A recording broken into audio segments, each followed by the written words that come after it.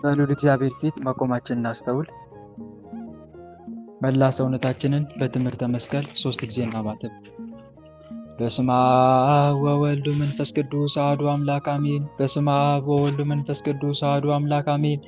በስመ አብ ወወልድ ወመንፈስ ቅዱስ አሐዱ አምላክ። ቅዱስ እግዚአብሔር፣ ቅዱስ ኃያል፣ ቅዱስ ሕያው፣ ቅዱስ ኤልሻዳይ፣ ቅዱስ አዶናይ፣ ቅዱስ ጸባኦት፣ ቅዱስ ያህዌ፣ ቅዱስ ኢየሱስ፣ ቅዱስ ክርስቶስ፣ ቅዱስ አማኑኤል። አቤቱ ሰማይና ምድርን የፈጠርክ ጌታ፣ የሚታየውን የማይታየውን ዓለም የመሰረት ቅድመ ዓለም የነበርክ አሁንም ያለ ዓለምንም አሳልፈ የምትኖር የዓለም አዳኝ የዓለም መድኃኒት መድኃኔ ዓለም ኢየሱስ ክርስቶስ ሆይ ሳይገባን እንደ ኃጢአታችን እንደ በደላችን ብዛት ሳትመለከተን እንደ ምሕረትህ እንደ ቸርነት ብዛት ተመልክተን ቀኑን ባርከንና ቀድሰህልን በያለንበት ቦታ በሰላምና በጤና ውለን በሰላምና በጤና ለዚህ ሰዓት ያደረስከን በዚህ ሰዓትም ያሰባሰብከን እናመሰግናለን። ምስጋና ይሁን ለአብ፣ ምስጋና ይሁን ለወልድ፣ ምስጋና ይሁን ለመንፈስ ቅዱስ ዛሬም ዘወትርም ለዘላለሙ አሜን። ምስጋና ይሁን ለአብ፣ ምስጋና ይሁን ለወልድ፣ ምስጋና ይሁን ለመንፈስ ቅዱስ ዛሬም ዘወትርም ለዘላለሙ አሜን።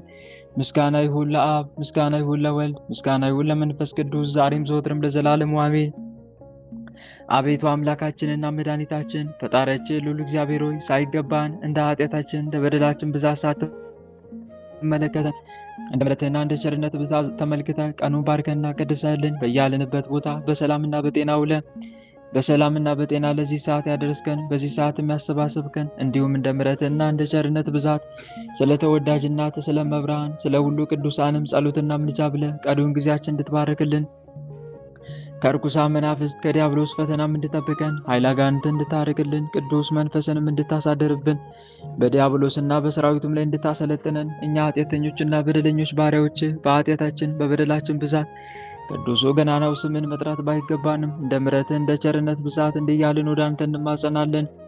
አባታችን ሆይ በሰማያት የምትኖር ስምህ ይቀደስ፣ መንግሥትህ ትምጣ፣ ፈቃድህ በሰማይ እንደሆነች እንዲሁም በምድር ትሁን። የዕለት እንጀራችንን ስጠን ዛሬ፣ በደላችንን ይቅር በለን እኛም የበደሉንን ይቅር እንደምንል። አቤቱ ወደ ፈተና አታግባን ከክፉ ሁሉ አድነን እንጂ መንግሥት ያንተ ናትና ኃይል፣ ክብር፣ ምስጋና ለዘላለሙ አሜን። እመቤታችን ቅድስት ድንግል ማርያም ሆይ በመልአኩ በቅዱስ ገብርኤል ሰላምታ ሰላም እንልሻለን። በሐሳብሽ ድንግል ነሽ፣ በሥጋሽም ድንግል ነሽ። የአሸናፊ የልዑል እግዚአብሔር እናት ሆይ ሰላምታ ላንቺ ይገባሻል። ከሴቶች ሁሉ ተለይተሽ አንቺ የተባረክሽ ነሽ፣ የማኅፀንሽም ፍሬ የተባረከ ነው። ጸጋን የተመላሽ ድንግል ሆይ ደስ ይበልሽ። ጸጋን የተመላሽ መመኪያችን ሆይ ደስ ይበልሽ። ጸጋን የተመላሽ አማላጃችን ሆይ ደስ ይበልሽ። ልዑል እግዚአብሔር ከአንቺ ጋር ነውና ከተወደደው ልጅሽ ከጌታችን ከመድኃኒታችን ከኢየሱስ ክርስቶስ ዘንድ ይቅርታንና ምሕረትን ለምኝልን ኃጢአታችንም ያስተሰርይልን ዘንድ ለዘላለሙ አሜን። በስመ አብ ወወልድ ወመንፈስ ቅዱስ አሐዱ አምላክ አሜን። ክርስቶስ ተንሥአ እሙታን አሰሮ ለሰይጣን አግዓዞ ለአዳም ሰላም እንዜንሰ ኮነ። ፍስሐው ሰላም። በመላው ዓለም የምትኖሩ ምዕመናንና ምዕመናት እህት ወንድሞቼ በወደደን እስከ ሞትም ድረስ ባፈቀረን በኃያሉ አምላካችን በቸሩ መድኃኔዓለም በኢየሱስ ክርስቶስ ፍጹም ሰላም እንደምን አረፈዳችሁ? እንደምን ቆያችሁ? እንደምን አምላካችን በሰላምና በጤና ለዚህ ሰዓት አደረሰን አደረሳችሁ?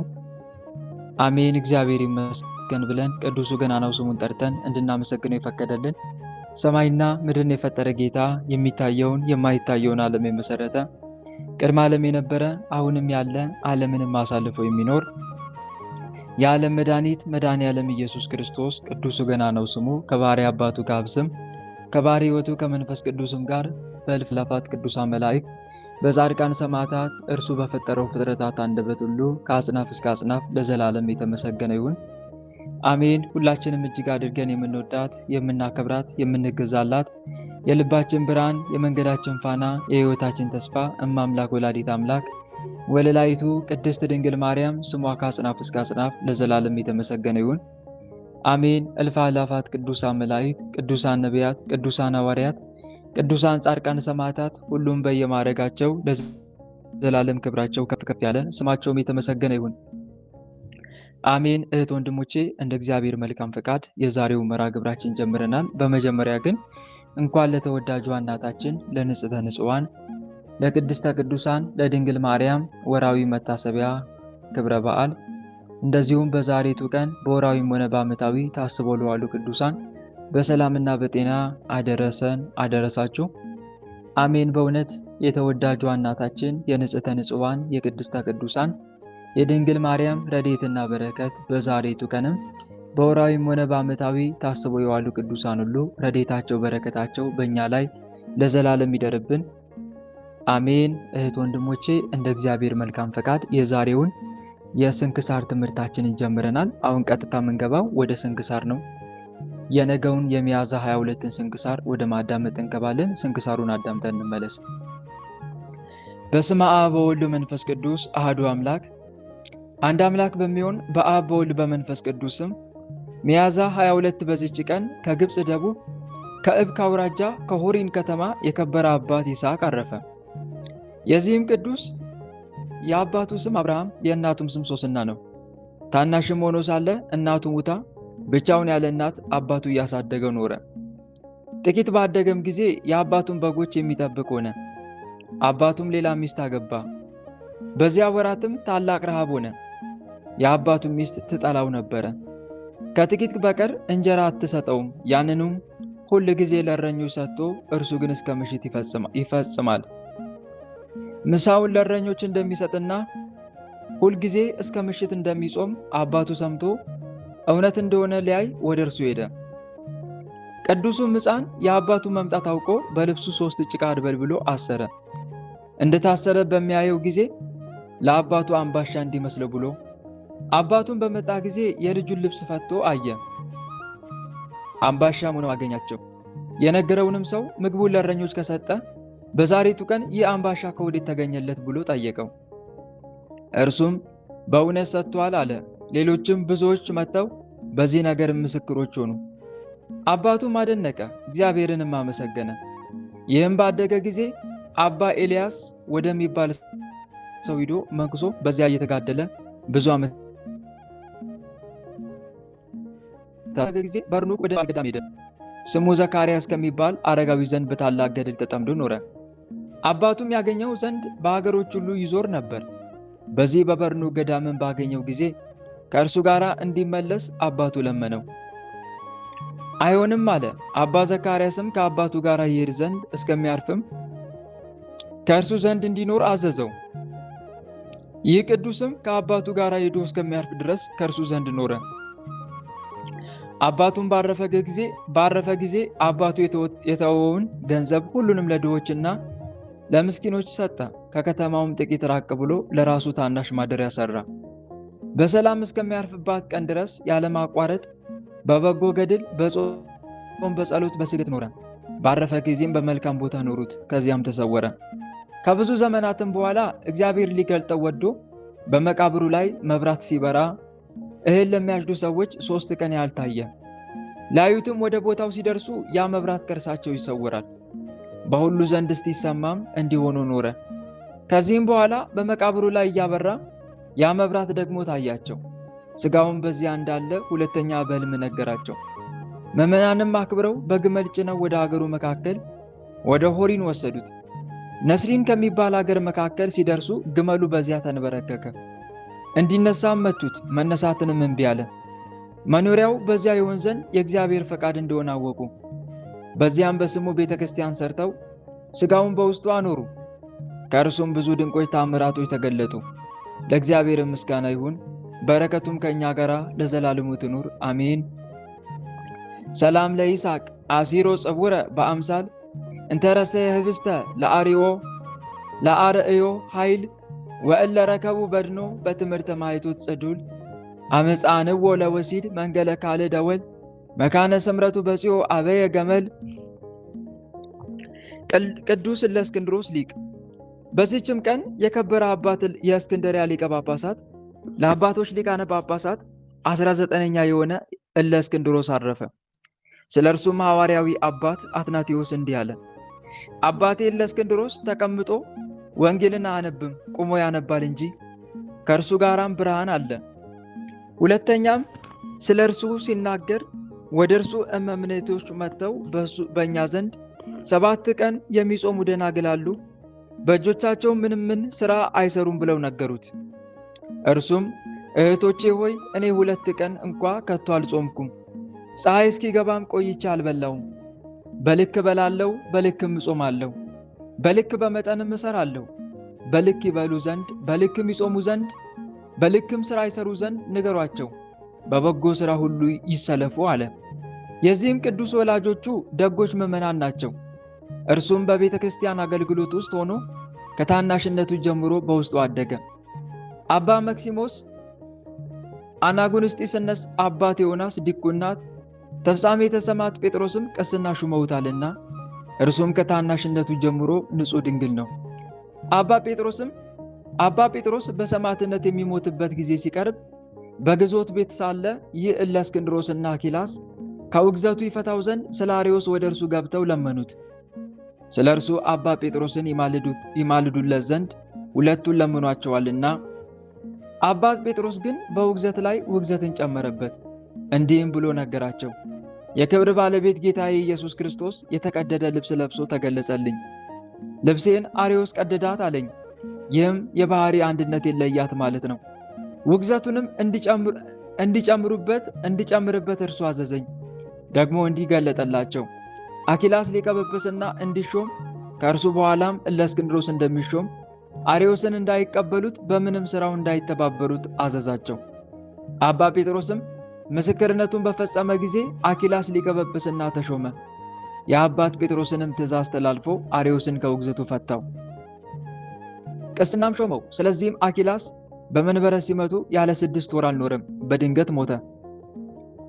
ከዚህ በኋላ ይህ አባት እለእስክንድሮስ ሊቀ ጵጵስና ተሹሞ በመንበረ ሲመቱ ላይ ተቀመጠ። አርዮስንም ከወገኖቹ ጋር አውግዞ አሳደደው። የሀገር ታላላቆችም ከሕዝቡ መጡ፣ ከውግዘቱ እንዲፈታውም ለመኑት። በውግዘት ላይ ውግዘትን እንዲጨምር እንጂ እንዳይፈታ አባ ጴጥሮስ እንዳዘዘው ነገራቸው። ከዚህ በኋላ አርዮስ ወደ ንጉሥ ቆስጠንጢኖስ ሂዶ በግፍ አወገዘኝ ብሎ እለእስክንድሮስን ከሰሰው። ስለዚህም ንጉሡ 318 የከበሩ አባቶችን በኒቅያ ከተማ ሰበሰበ። ይህም አባት እለእስክንድሮስ ተመርጦ ለጉባኤው ሊቀመንበር ሆነ። አትናቴዎስም ጸሐፊ ነበር። አርዮስንም ተከራክረው ክህደቱን ግልጽ አደረጉ።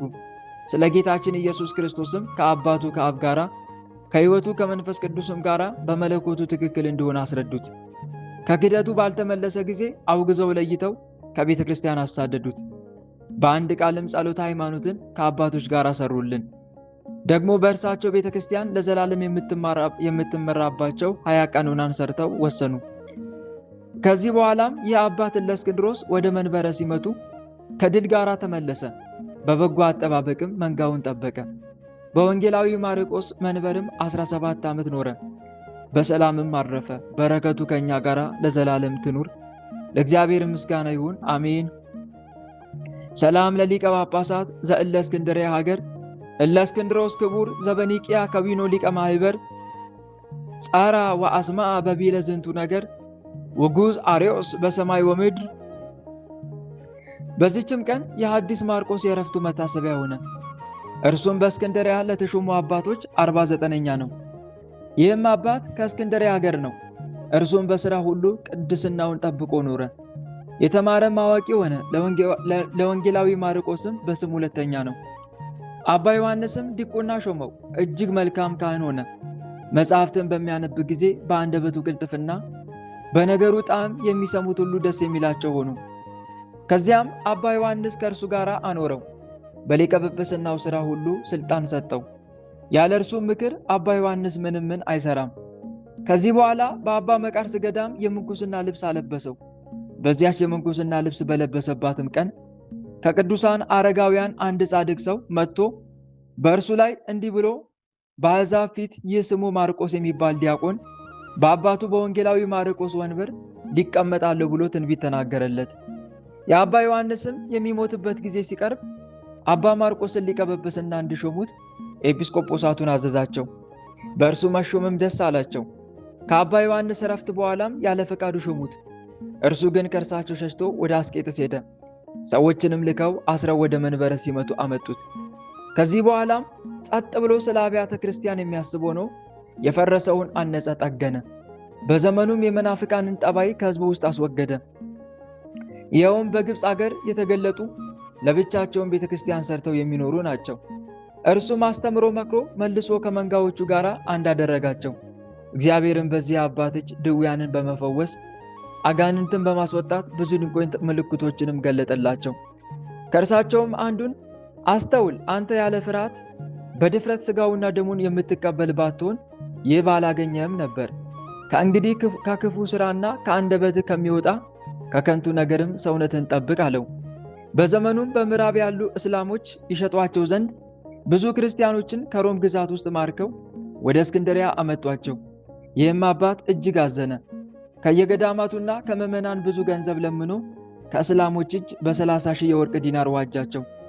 የነፃነትም ደብዳቤ ጽፎ ነፃ ወጣቸው።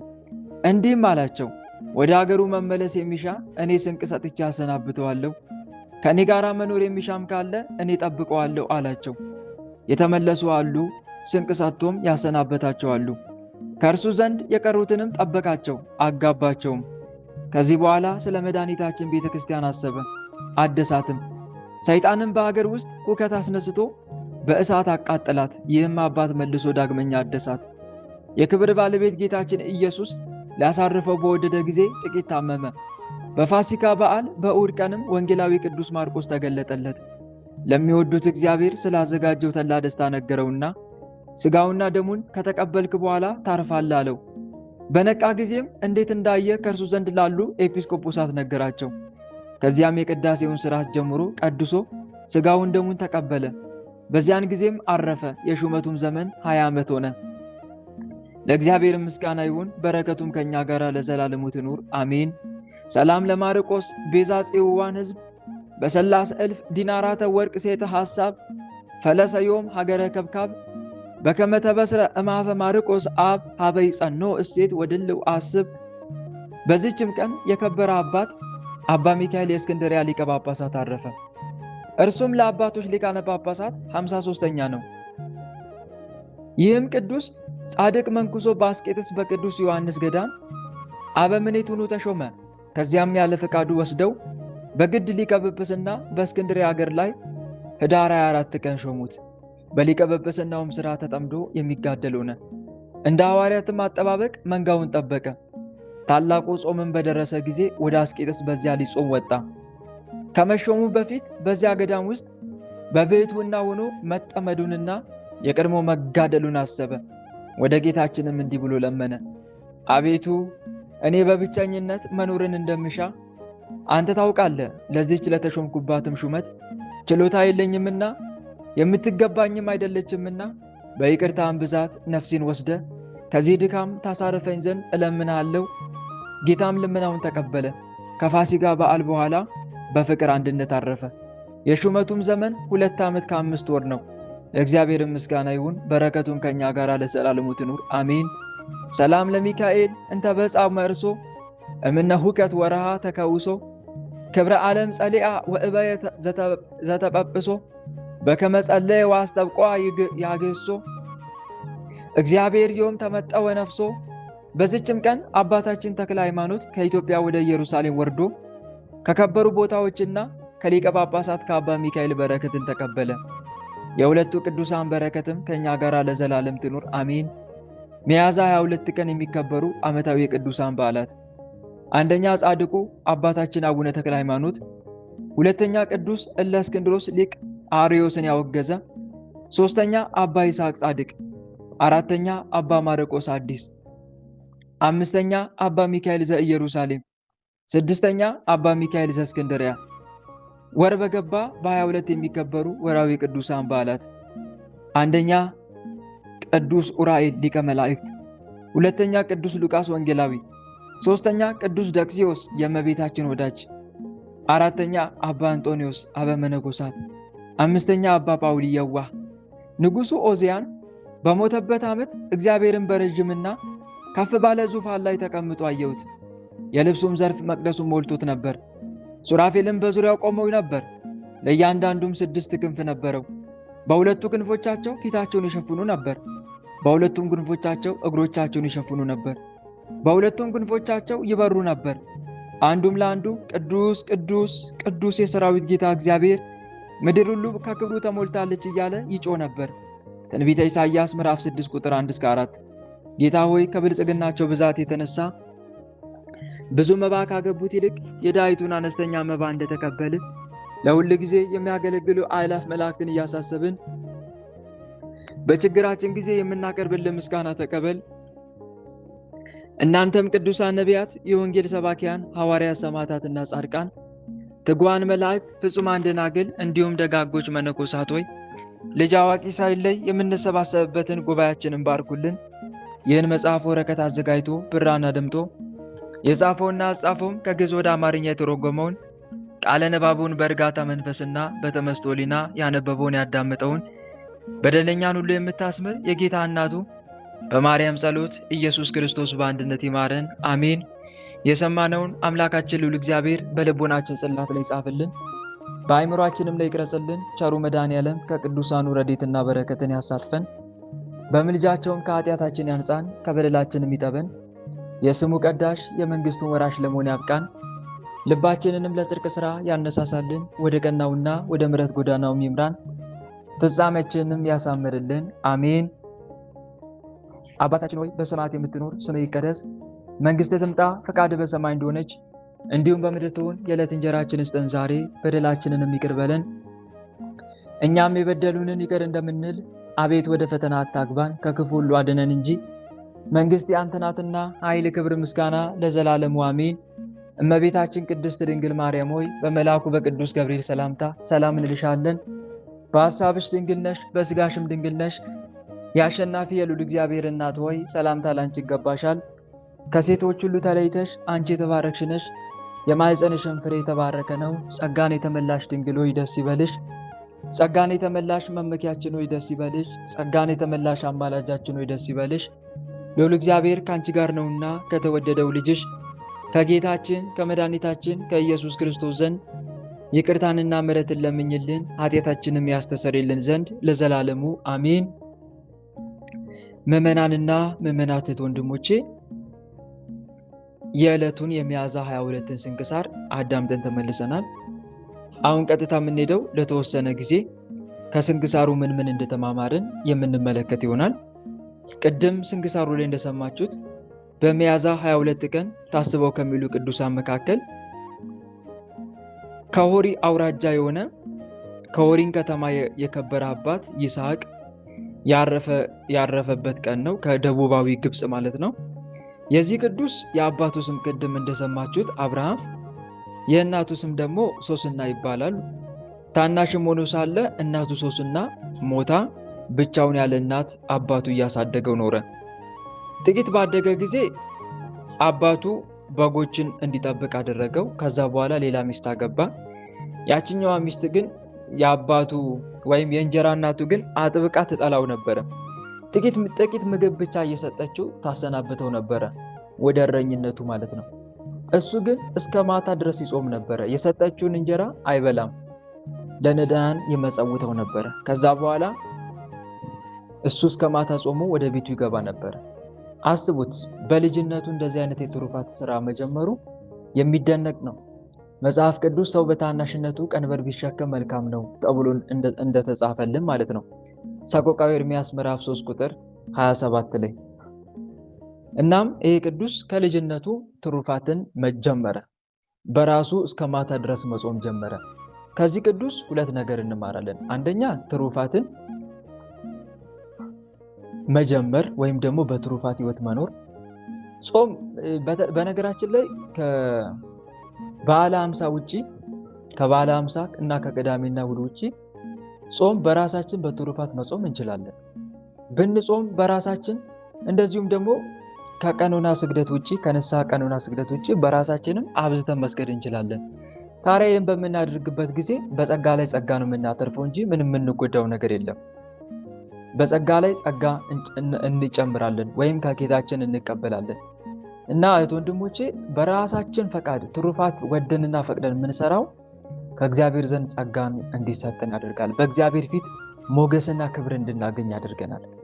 ይህም ቅዱስ ገና በልጅነቱ እንዲህ አይነት የትሩፋት ስራ የጀመረ ታላቅ አባት ከመሆኑ አንዱ ይሄንን ነው የምንማረው። ሁለተኛ ደግሞ ለእንጀራ እናቱ ምንም አይነት የጥላቻ ስሜት አላሳየም። እናቱ ምንም እንኳን የእንጀራ እናቱ ምንም እንኳን ብትጠላው፣ ብታንጓጥጠው፣ ብትበድለው እሱ ግን ለሷ ምንም አይነት የጥላቻ ስሜት አላሳየም። እህት ወንድሞቼ እዚህ ጋር የምንማረው ነገር ምንድነው? ክፉን በመልካም አሸንፉ እንጂ በክፉ አታሸንፉ የሚለውን የእግዚአብሔርን ቃል በዚህ ቅዱስ አባ ይስሐቅ እንደተተገበረ ነው የምናየው።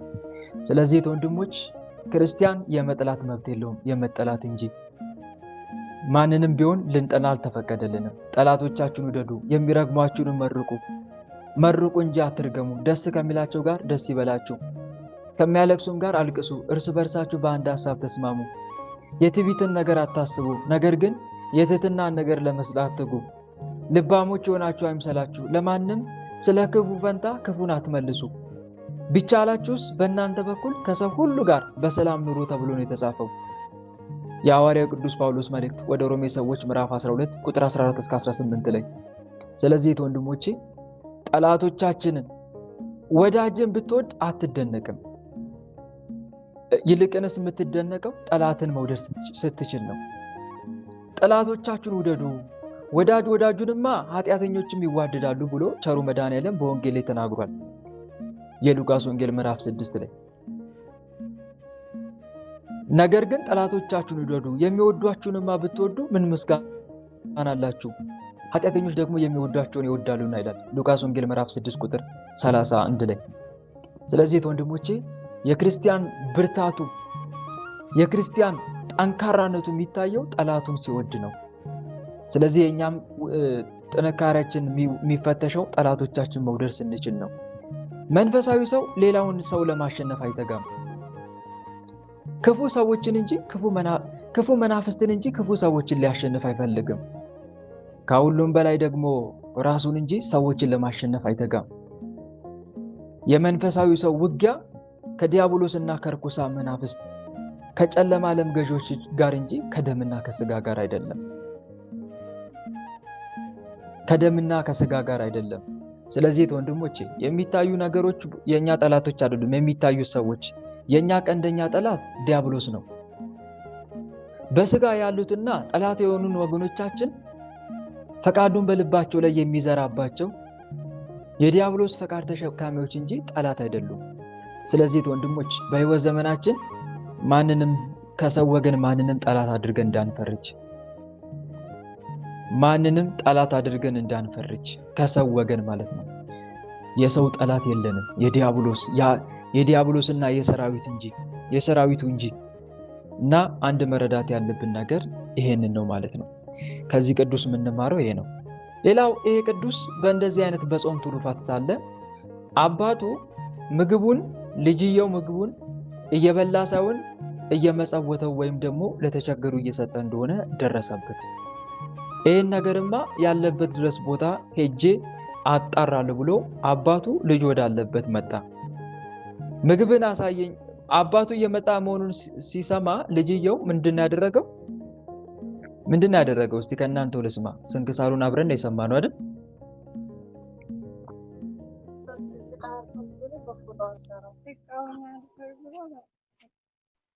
በትክክል ሶስት ጭቃዎችን አድበለበለና በልብሱ ቋጠረው። እዚህ ጋር ተመልከቱ። ልጅየው ያደረገው ነገር ለታምር ወይ የሆነ ራሱ እኮ አልለወጠው። ታምር አደርጋለሁ ብሎ እኮ አይደለም። በታምር አሳያለሁ ብሎ አይደለም። ወይም ጭቃውን ዳቦ አደርጋለሁ ብሎ አይደለም። ይሄን ያደረገው እግዚአብሔር ነው በፈቃዱ። የሕፃኑን ቅንነት ተመልክቶለት ነው። እዚህ ጋር ልጅየው አባትየው ዳቦ እንዲመስለው ነው የሚፈታም አልመሰለም። በቃ ከሩቅ ካየ የተቋጠረ ነገር አባቴ ካየ በቃ ምግቤን እንዳስቀመጥኩ ነው የሚመስለው ብሎ ፈርቶ ነው። ማምለጫ መንገድ እየፈለገ ስለሆነ ነው። ግን አባቱ መጣ።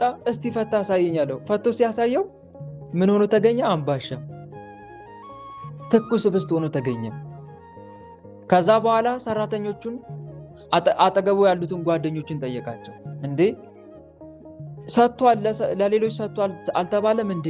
ይሄ ምንድነው ብሎ ጠየቃቸው። አረ በእውነት ሰጥቷል፣ እኛ ራሳችን በአይናችን አይተን ሲመጸውት አይተናል ብለው ቃላቸውን ሰጡ፣ መሰከሩ። አባትየው ደነገጠ።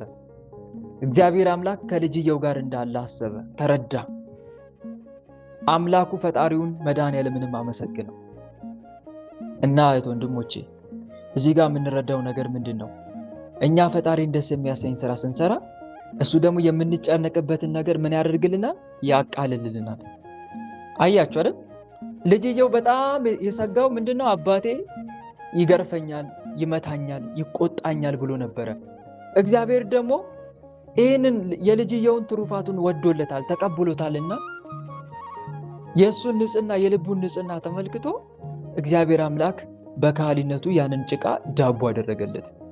አያችሁ አይደል? እኛ ፈጣሪ የሚወደውን ስራ ለመስራት ስንተጋ እሱ ደግሞ እኛ የምንጨነቅበትን ነገር ምን ያደርግልናል? ያስተካክልልናል ማለት ነው። እኛ የምትጨነቂበት ነገር ካለ እሱ ያንን ነገር ያስተካክለዋል።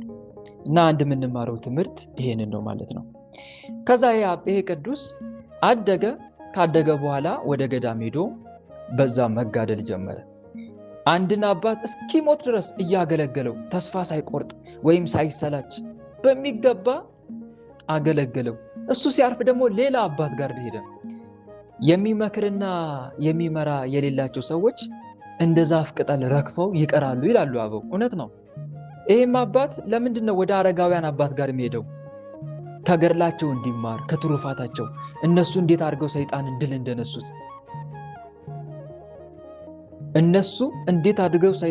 እንደነሱት ከነሱ ተጋድሎ ከህይወታቸው ሊማር። ትላንትና የተማርነው ትምህርት አትርሱ። ከጠቢባን ጋር የሚሄድ ምን ይሆናል? ጠቢብ ይሆናል ነው የተባባልነው። መጽሐፈ ምሳሌ ምዕራፍ 13 ቁጥር 20 ላይ የክፉዎች ባልንጀራ ግን ክፉ መከራን ይቀበላል። እውነት ነው። እና እዚህ ጋር የምንማረው ትምህርት አንዱ ይሄንን ነው ወንድሞች። ለምንድነው አረጋውያን አባቶች ጋር እያሳደደ ይሄ ልጅ ከነሱ ጋር የሚኖረው? አንደኛም ከበረከታቸው ሊካፈል ነው። ደግሞ ምን ይላል መጽሐፍ ቅዱስ? ማንም ከናንተ ታላቅ ሊሆን የሚወድ የናንተ አገልጋይ ይሁን፣ ከናንተ ማንም ፊተኛ ሊሆን የሚወድ የናንተ ምን ይሁን ይላል? ባሪያ ይሁን። ንጉስ መሆን የምትችለው እንደ ባሪያ ስታገለግል ነው። ራስን ዝቅ ስታደርግ። ቸሩ መድኃኔዓለም ራሱን ዝቅ የሚያደርግ ከፍ ከፍ ይላል። ራሱን የሚያዋርድ ከፍ ይላል።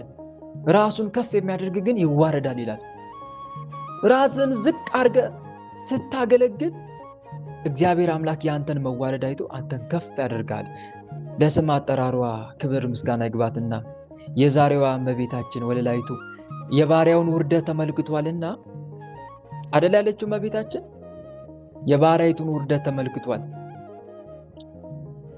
ራሷን ባሪያ ስታደርግ ባሪያ ብላ ስትጠራ ቸሩ መድኃኔዓለም ደግሞ የእሷን ትሕትና ተመለከተና እናቱ አደረጋት። ራስን ማዋረድ ራስን ዝቅ ማድረግ ያስከብራል እንጂ አያስንቅም። ምድር ወደ ታች ነው፣ አይወርድም። ትሑት ሰው ራሱን ዝቅ ስላደረገ አይወድቅም። የጎደጎደ ምድር ውሃን ይይዛል። ትሑት ሰውን ከሁሉ ፈጽሞ ይጠቀማል። የልዑል እግዚአብሔር ዓይኖቹ ወደ ትሑታን ናቸው። ነገር ግን ወደዚህ ወደ ትሑት ልቡም ወደ ተሰበረ በቃሌን ወደሚንቀጠቀጥ ሰው መለከታለሁ እንዳለው ማለት ነው። ስለዚህ ይሄ አባት ይሄ ልጅ ስለገባው ታላቅ ለመሆን የሚፈልግ ስለሆነ ምን አደረገ?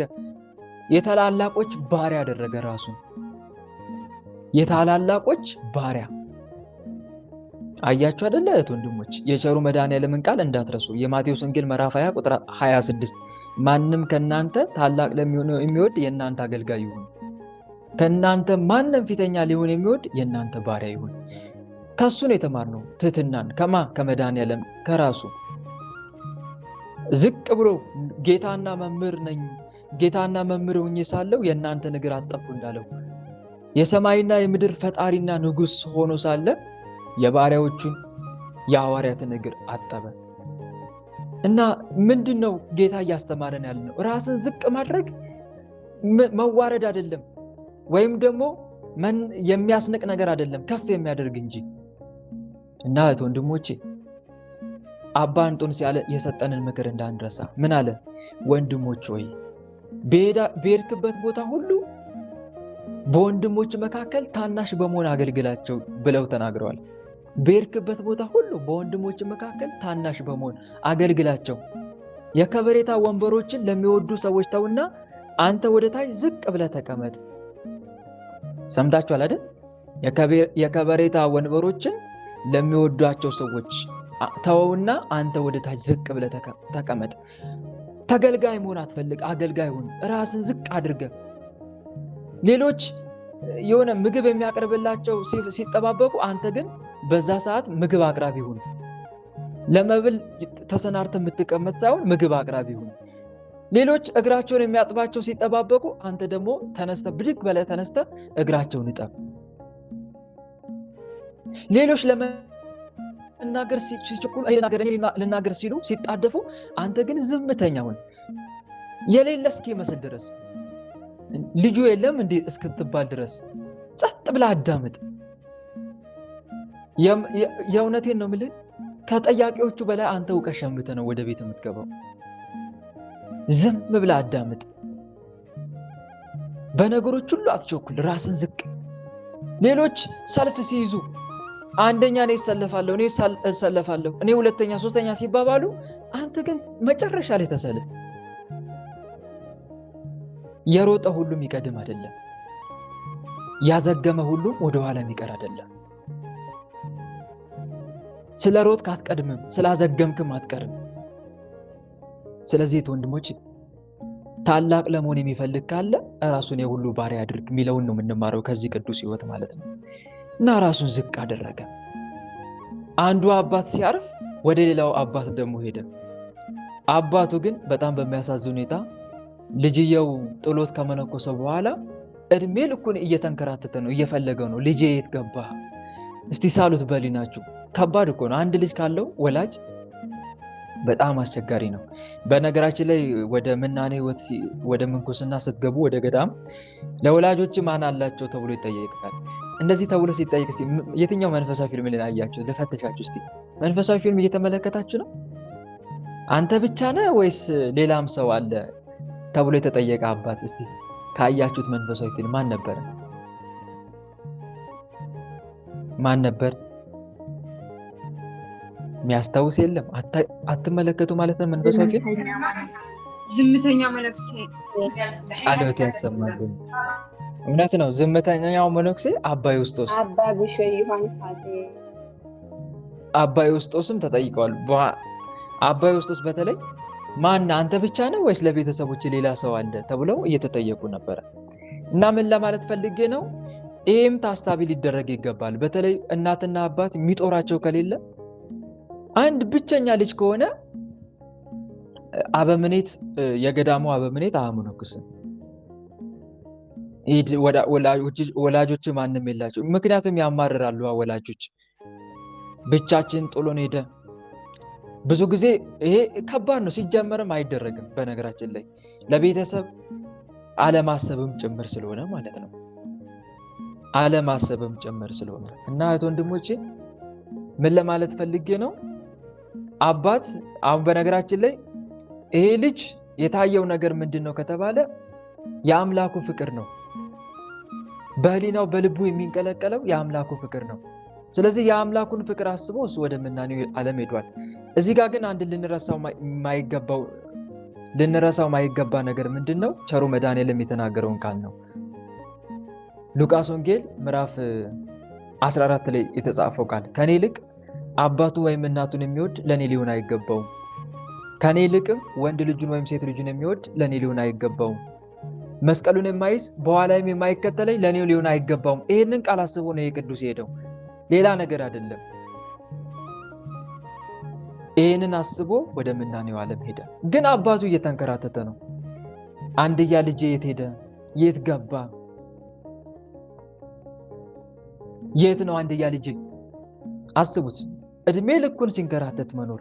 ከዛ በጭንቅ እግዚአብሔር አምላክ የሱን የአባትየውን ድካም አይቶ እንዲያገኘው አደረገው። ከዛም አባት እባክህ ልጄ ተመለስ አለው። ብቸኛ ነኝ ያለሁት፣ ማንም የለኝም ካንተ ውጭ አለው። ልጅየው አልመለስም አለ። ምክንያቱም ማንም እርፍ በእጁ ይዞ ወደ ኋላ የሚመለከት ለእግዚአብሔር መንግስት የተገባ አይደለም የሚለው ቃል ትዝ ብሎት ነው። ሉቃስ ወንጌል ምዕራፍ 9 ቁጥር 62 አባዬ እኔ እጄን በእርፉ ላይ አኑሬያለሁ፣ ወደፊት እያረስኩ ነው ያለሁት፣ እባክህን ወደ ኋላ እንድመለስ አታድርገኝ። ዓለምን ዞር ብዬ የአንቅሬ የተፋዋትን ዓለም ዞር ብዬ እንድመለከታት አታስገድደኝ አባዬ ብሎ ለአባቱ ቁርጥ ሐሳቡን ተናገረ። አበምኔቱ ግን ልጄ ከአባት ጋር አብረህ ተመለስ ወደ ሀገር አለው። ምክንያቱም የማፈቃድ ስለሆነ የእግዚአብሔር ፈቃድ ስለሆነ የእግዚአብሔር ፈቃድ ስለሆነ ነው፣ ሌላ ነገር አይደለም። አንድም አባትየው ብዙ የሚቆይ ስላልሆነም ጭምር ነው። አንድም የአባት መንከራተቱን አይቶለታል እግዚአብሔር። ስለዚህ በዚህ ሊከሰው ነው። ቀጥታ ልጅየው ከአባቱ ጋር አብሮ ተመለሰ። ልጅ ግን ወደ ሀገሩ ከተመለሰ በኋላ ያ በገዳም ሲጋደል የነበረውን ተጋድሎ በጭራሽ አልቀነሰም። አብዝቶ የሚጋደለው ነው። በነገራችን ላይ እግዚአብሔር ዓላማ አለው። ይሄ ልጅ ከአባቱ ጋር ወደ ሀገሩ እንዲመለስ የተደረገበትን ምክንያት በዓለም ላሉ ሰዎች ምሳሌም ጭምር እንዲሆን ነው። በነገራችን ላይ ወንድሞች በዓለም ያሉ ሰዎች ምሳሌ እንዲሆኑ እግዚአብሔር አምላክ በበረሃ የሚኖሩት አባቶች ትሩፋታቸው ገድላቸው እስከ ዓለም ድረስ ጫፍ እንዲወጣ ያደርጋል። እንዲሳቡ ማለት ነው። ሌሎች ምሳሌ እንዲሆኑ እናንተ የዓለም ጨው ናችሁ ብሎ ቸሩ መድኃኔዓለም እንደተናገረው ማለት ነው። አልጫውን ዓለም ያጣፍጡት ዘንድ እነኚህ ቅዱሳን አንድም ወደ ከተማ ወጥተው እንዲያስተምሩ፣ አንድም በከተማ ሆነው እየተጋደሉ ለሌላው ማብራት እንዲሆኑም ያደርጋቸዋል። ይህንንም ቅዱስ አንድም ከዛ አንጻር ነው ወደ ከተማው ወጥቶ ከአባቱ ጋር እንዲጋደል ያደረገው። ከዛም መጋደል ጀመረ። አባትየው ብዙም አልቆየም፣ እንደተባለው አረፈ። መጨረሻም ልጅየው የአባቱን ንብረት በሙሉ ለነዳያን መጽውቶ ታናሽ ቤት ሰርቶ ሲጋደል ኖረ። በመጨረሻም ይህችን ዓለም ተሰናበታት። ወደ ላይኛው ወደ ወደደው አምላኩ ወደ ቸሩ መድኃኔዓለም ሄደ። ከብዙ ጊዜ በኋላ ግን እግዚአብሔር ግን መቃብሩን ሰወረ። ከብዙ ጊዜ በኋላ ግን እግዚአብሔር በራሱ መቃብሩን ገለጠለት። ከዛም ብዙዎችን የሚፈውስ ለብዙዎች በረከት የሚያገኙበት አደረገላቸው። በእውነት የዚህ ቅዱስ ረድኤትና በረከት በሁላችንም ላይ ይደርብን፣ አሜን። እና እህት ወንድሞቼ እዚህ ጋር ሳልነግራችሁ አልፎ ነገር ምንድን ነው? ልጅየው ከአባቱ ጋር አልመለስም ማለቱ ካለን ከአባት ከእናት ይልቅ እግዚአብሔር አምላክን መምረጥ እንዳለብን ያስተምረናል።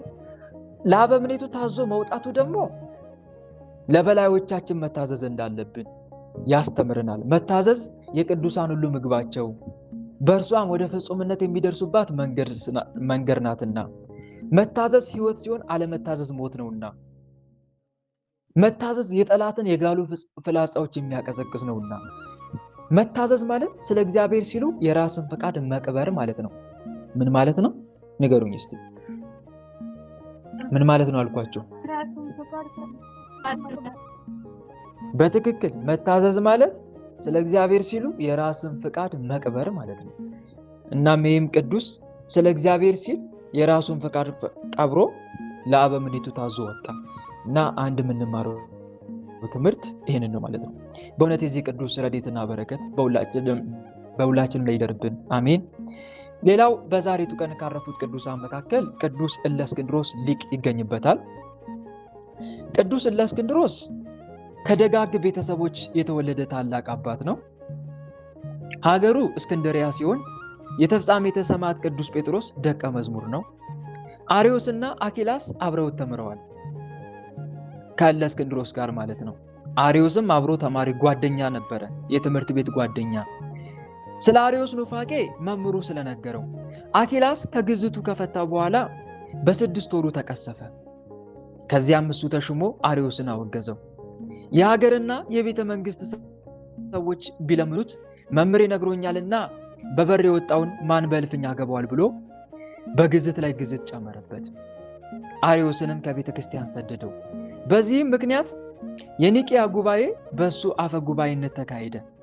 አርዮስም ተወገዘ። ቆስጠንጢኖስ በአውሳቢዮስ ዘኒቆሚዲያ እጅ ተጠምቆ በ337 ዓመተ ምህረት በ65 ዓመቱ ሞተ።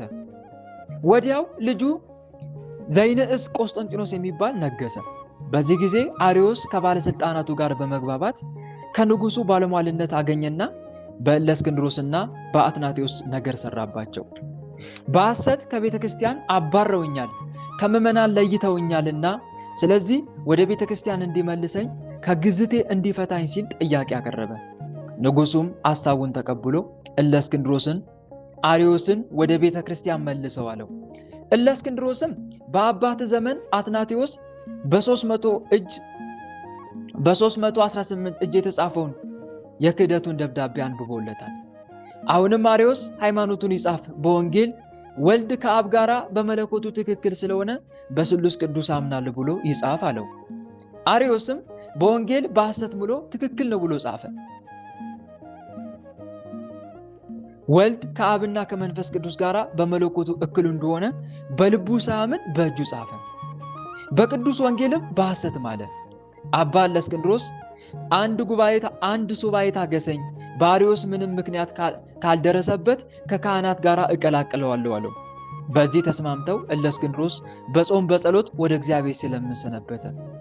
በሱባኤው ማለቂያ አርዮስ ከቤተ መንግስት በብዙ ሰራዊት ታጅቦ ወደ እለእስክንድሮስ ሂዶ ወደ ቤተ መቅደስ ገብቶ ልብሰ ተክህኖ ለብሶ በመሰቦ ፊት ከካህናት ጋር ተቀመጠ።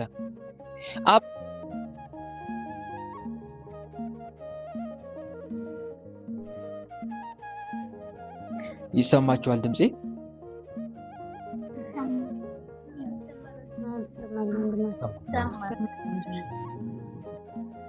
አባ እለእስክንድሮስ የሚያደርገውን አጥቶ እያዘነ እየተከዘ ወደ ቤተ ክርስቲያን ገብቶ ሥርዓተ ቅዳሴ ጀመረ። በዚህ ጊዜ አርዮስ ሆድ ዕቃው ተበጠበጠ። ያን ጊዜ ወጥቼ ልመለስ ብሎ ወደ መጸዳጃ ቦታ ወጣና በዚያው አንጀቱ ተዘርግፎ ሞተ። ያን ጊዜ የአርዮስ ሆድ ታወከና ወጥቼ እገባለሁ ብሎ ወጥቶ ወደ መጸዳጃ ቤት ሊጸዳዳ ሄደ። ሊጸዳዳ ሲቀመጥ የአንጀቱና የውስጥ ዕቃ ሁሉ ወጣና በዚያው ሞተ ይላል። አባ ጎርጎርዮስ ዘኢትዮጵያ ግን እንዲሄድ ምክር ካለቀ በኋላ ገና ሳይሄድ በቁስጥንጥንያ የሕዝብ መጸዳጃ ቦታ ነው የሞተ ይላሉ። በዚህ ጊዜ ንጉሱ የእለእስክንድሮስን ቅድስና የአርዮስን ሐሰትና ክህደት ተረድቶ አደነቀ። ይህም የሆነ በዚህ በእለእስክንድሮስ ጾምና ጸሎት ነው። በበጎ ሥራ ጸንቶ ኑሮ በሰላም አርፎ የሕይወት አክሊልን ተቀዳጀ። ህዳር 9 ቀን ተመልከት፣ ስንክሳር ላይ ማለት ነው መመልከት ይቻላል። እለእስክንድሮስም በመንበረ ሲመቱ 17 ዓመት ተቀምጦ በሰላም አረፈ። የእረፍቱ መታሰቢያ እንግዲህ ሚያዝያ 22 ቀን ነው። ስለ እለእስክንድሮስ ሐዋርያው አባ አትናቴዎስ በሱ እግር ተተክቶ ሊቀ ጳጳስ የሆነ ስለሱ ተናግሯል። ከተናገራቸው መካከል አንዱ እንዲህ ነው። አትናቴዎስ ሊቀ ጳጳስ እንዲህ አለ። አባቴ እለእስክንድሮስ ተቀምጦ ወንጌልን አነብም ቆሞ ያነባል እንጂ ከእርሱ ጋራም ብርሃን አለ ይላል። ተመልከቱ፣ አባቱ እለእስክንድሮስ ይህ ታላቅ ቅዱስ ወንጌል ሲያነብ ተቀምጦ ሳይሆን ቆሞ ነው የሚያነበው። ቆሞ ሲያነብ ታዲያ ብርሃን አጠገቡ ጋር ይበራ ነበረ። አያችሁ አይደል? ለወንጌል ክብር ሲሰጥ። በነገራችን ላይ ወንድሞች ወንጌልን እኮ እንደ ጸሎት መጸለይ ይቻላል። አይቻልም እንዴ? ይቻላል አይቻልም? ይቻላል አይደለም? መጸለይ ይቻላል እኮ ወንድሞች። ማቴዎስን፣ ማርቆስን ወንጌል፣ ሉቃስን፣ ዮሐንስን መጸለይ ይቻላል እኮ ቆሞ እንደ ወንጌል። ለማንበብ ብቻ ሳይሆን አሁን ብዙዎቻችን ለማንበብ ነው የምንጠቀም፣ ግን እንደ ጸሎት ቆምን እኮ ብንጸልየው ታላቅ ጸሎት እኮ ነው። ከመጽሐፍ ቅዱሳት ሁሉ የሚበልጥ ምን እንደሆነ ታውቃላችሁ? ከመጽሐፍ ቅዱስ በአጭሩ አሁን ለምሳሌ ኦሪት አለ፣ የታሪክ መጽሐፍቶች አሉ፣ እነ መጽሐፈ ሳሙኤል፣ ቀዳማዊ፣ ካልዕ፣ እነ ሩት፣ መጽሐፈ ሩት፣ የመዝሙር መጽሐፍቶች አሉ። ምንና ምን? መዝሙረ ዳዊትና መኃልየ ዘሰሎሞን። የጥበብ መጽሐፍቶች አሉ፣ መጽሐፈ ምሳሌ፣ መጽሐፈ ሲራክ፣ እነኚህ የጥበብ መጽሐፍቶች፣ መጽሐፈ ኢዮብ፣ የትንቢት መጽሐፍቶች አሉ፣ እነ ትንቢት ኢሳያስ፣ ኤርሚያስ፣ ሕዝቅኤል፣ እነ ሶፎንያስ፣ እነኚህ የትንቢት መጽሐፍት ይባላሉ። የቀኖና መጽሐፍት እነ መጽሐፈ መቃብያን፣ እነ ዕዝራ፣ ሱቱኤል፣ ሌሎች የቀኖና መጽሐፍት የሚባሉ ማለት ነው። የአዲስ ኪዳን መጽሐፍ ደግሞ ወንጌል አለ፣ መልእክታት አሉ፣ የሐዋርያት ሥራ አለ፣ ዮሐንስ ራእይ አለ። አሁን ከነኚህ ሁሉ መጽሐፍት የሚበልጠው ምንድን ነው ከመጽሐፍ ቅዱስ ካላችሁ ምንድን ነው? እስቲ ንገሩኝ። ለምን እነግራችኋለሁ? እናንተ ንገሩኝ እንጂ። ወንጌል ነው የሚበልጠው። ወንጌል አንደኛ ወንጌል እንላለን ጠቅለል አድርገን። ከወንጌላት ደግሞ ዮሐንስ ወንጌል ይበልጣል፣ ይከብራል። ከአራት ወንጌል ዮሐንስ ወንጌል ደግሞ ይከብራል። እና ይሄንን መረዳት መቻል አለብን ወንድሞች። ስለዚህ ከሁሉም የሚበልጠው ጸሎት ራሱ ብንጸልየው በዛው ልክ ነው የምናገኘው በረከት። እንደ ጸሎት እንኳን ብንጸልየው ወንጌልን ቆመን በመድኃኔዓለም ስዕል ፊት ቆመን የማቴዎስ ወንጌል ሙሉ ፓርት የማርቆስን እንደዛው የሉቃስን እንደዛው የዮሐንስን እንደዛው ብንጸልይ ትልቅ በረከት ነው። ወንጌልን እስቲ እየጸለዩ ታላቅ በረከት ካገኙ የኢትዮጵያውያን ቅዱሳን ንገሩኝ። አንድ አባት በጣም የሚወደዱ የምንወዳቸው ታላቅ አባት አሉ። አራቱን ወንጌል በማንበብ የሚታወቁ ጻድቁ አቡነ ተክለ ሃይማኖት። ትክክል። ቃሎት ያሰማልን። ትክክል። ሌሎችም ያነባሉ። በርግጥ ግን የጻድቁ አባታችን አቡነ ሀብተ ማርያም ደግሞ ወንጌል እያነበቡ እንዴት በረከት ሁሉ እንዳገኙ በሚገባ አስፍቶና አምልቶ ገላቸው ላይ ተጽፏል። ጻድቁ አባታችን አቡነ ሀብተ ማርያም አራቱን ወንጌል ቆመው ያነቡ ነበር። ይህም በማንበባቸው ደግሞ ቸሩ መድኃኔዓለም ትልቅ ጸጋ ሰጥቷቸዋል። ሰረገላ ሁሉ የነፋስ ሰረገላ ሰጥቷቸዋል። ትልቅ በረከትም በዕለት ረፍታቸውም ጊዜም ቃል ኪዳን ገብቶላቸዋል። አራቱን ወንጌል ስለማንበብ ብሎም አክሊል ራሱ አድርጎላቸዋል። ቸሩ መድኃኔዓለም ለጻድቁ አባታችን አቡነ ሀብተ ማርያም። እና ምን ለማለት ፈልጌ ነው? ወንጌል መጸለይ ትልቅ በረከት አለው ወንድሞች። በተለይ አባቶቻችን ሊቃውንት እንዳስተማሩን ከወንጌላት ደግሞ የዮሐንስ ወንጌልን መጸለይ ከዝሙት ፈተናም እንደሚታደግ ከዝሙት ፈተናም እንደምንጠበቅበት ነግረውናል። ዮሐንስ ወንጌልን መጸለይ ማለት ነው። እና ወንድሞቼ አንድ የምንማረው ከዚህ ቅዱስ አባት ከሊቀ ጳጳስ ለእስክንድሮስ ይሄንን ነው። ይሄ ቅዱስ ወንጌልን ሲጸልይ ነው እንግዲህ ቆሞ የእግዚአብሔር ብርሃን አጠገቡ ጋር የሚበራው። ለምንድን ነው ቆሞ የሚጸልየው? ስለ ክብሩ ነው ቆሞ የሚያነበው።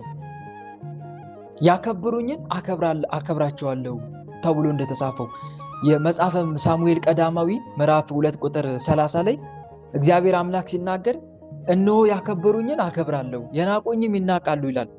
ስለ ክብሩ ሲል ወንጌልን ቆሞ ነበር የሚያነበው። በዚህም ምክንያት እግዚአብሔር አምላክ ጸሎቱን ንባቡን እንደተቀበለለት አክብሮቱን እንደተቀበለለት ሲገልጽ ብርሃን አጠገቡ ጋር እንዲበራ ያደርግ ነበር። የእግዚአብሔር ብርሃን ይበራ ነበር።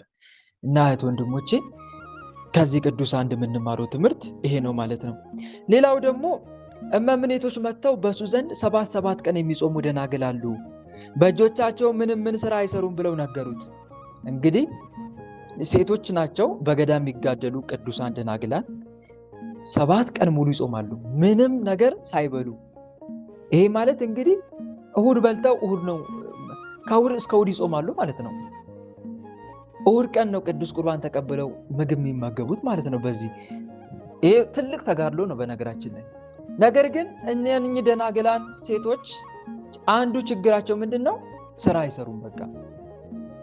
ምክንያቱም ጾም ነው፣ በጣም ይከብዳል፣ ይደክማል። ታውቃላችሁ አይደለ?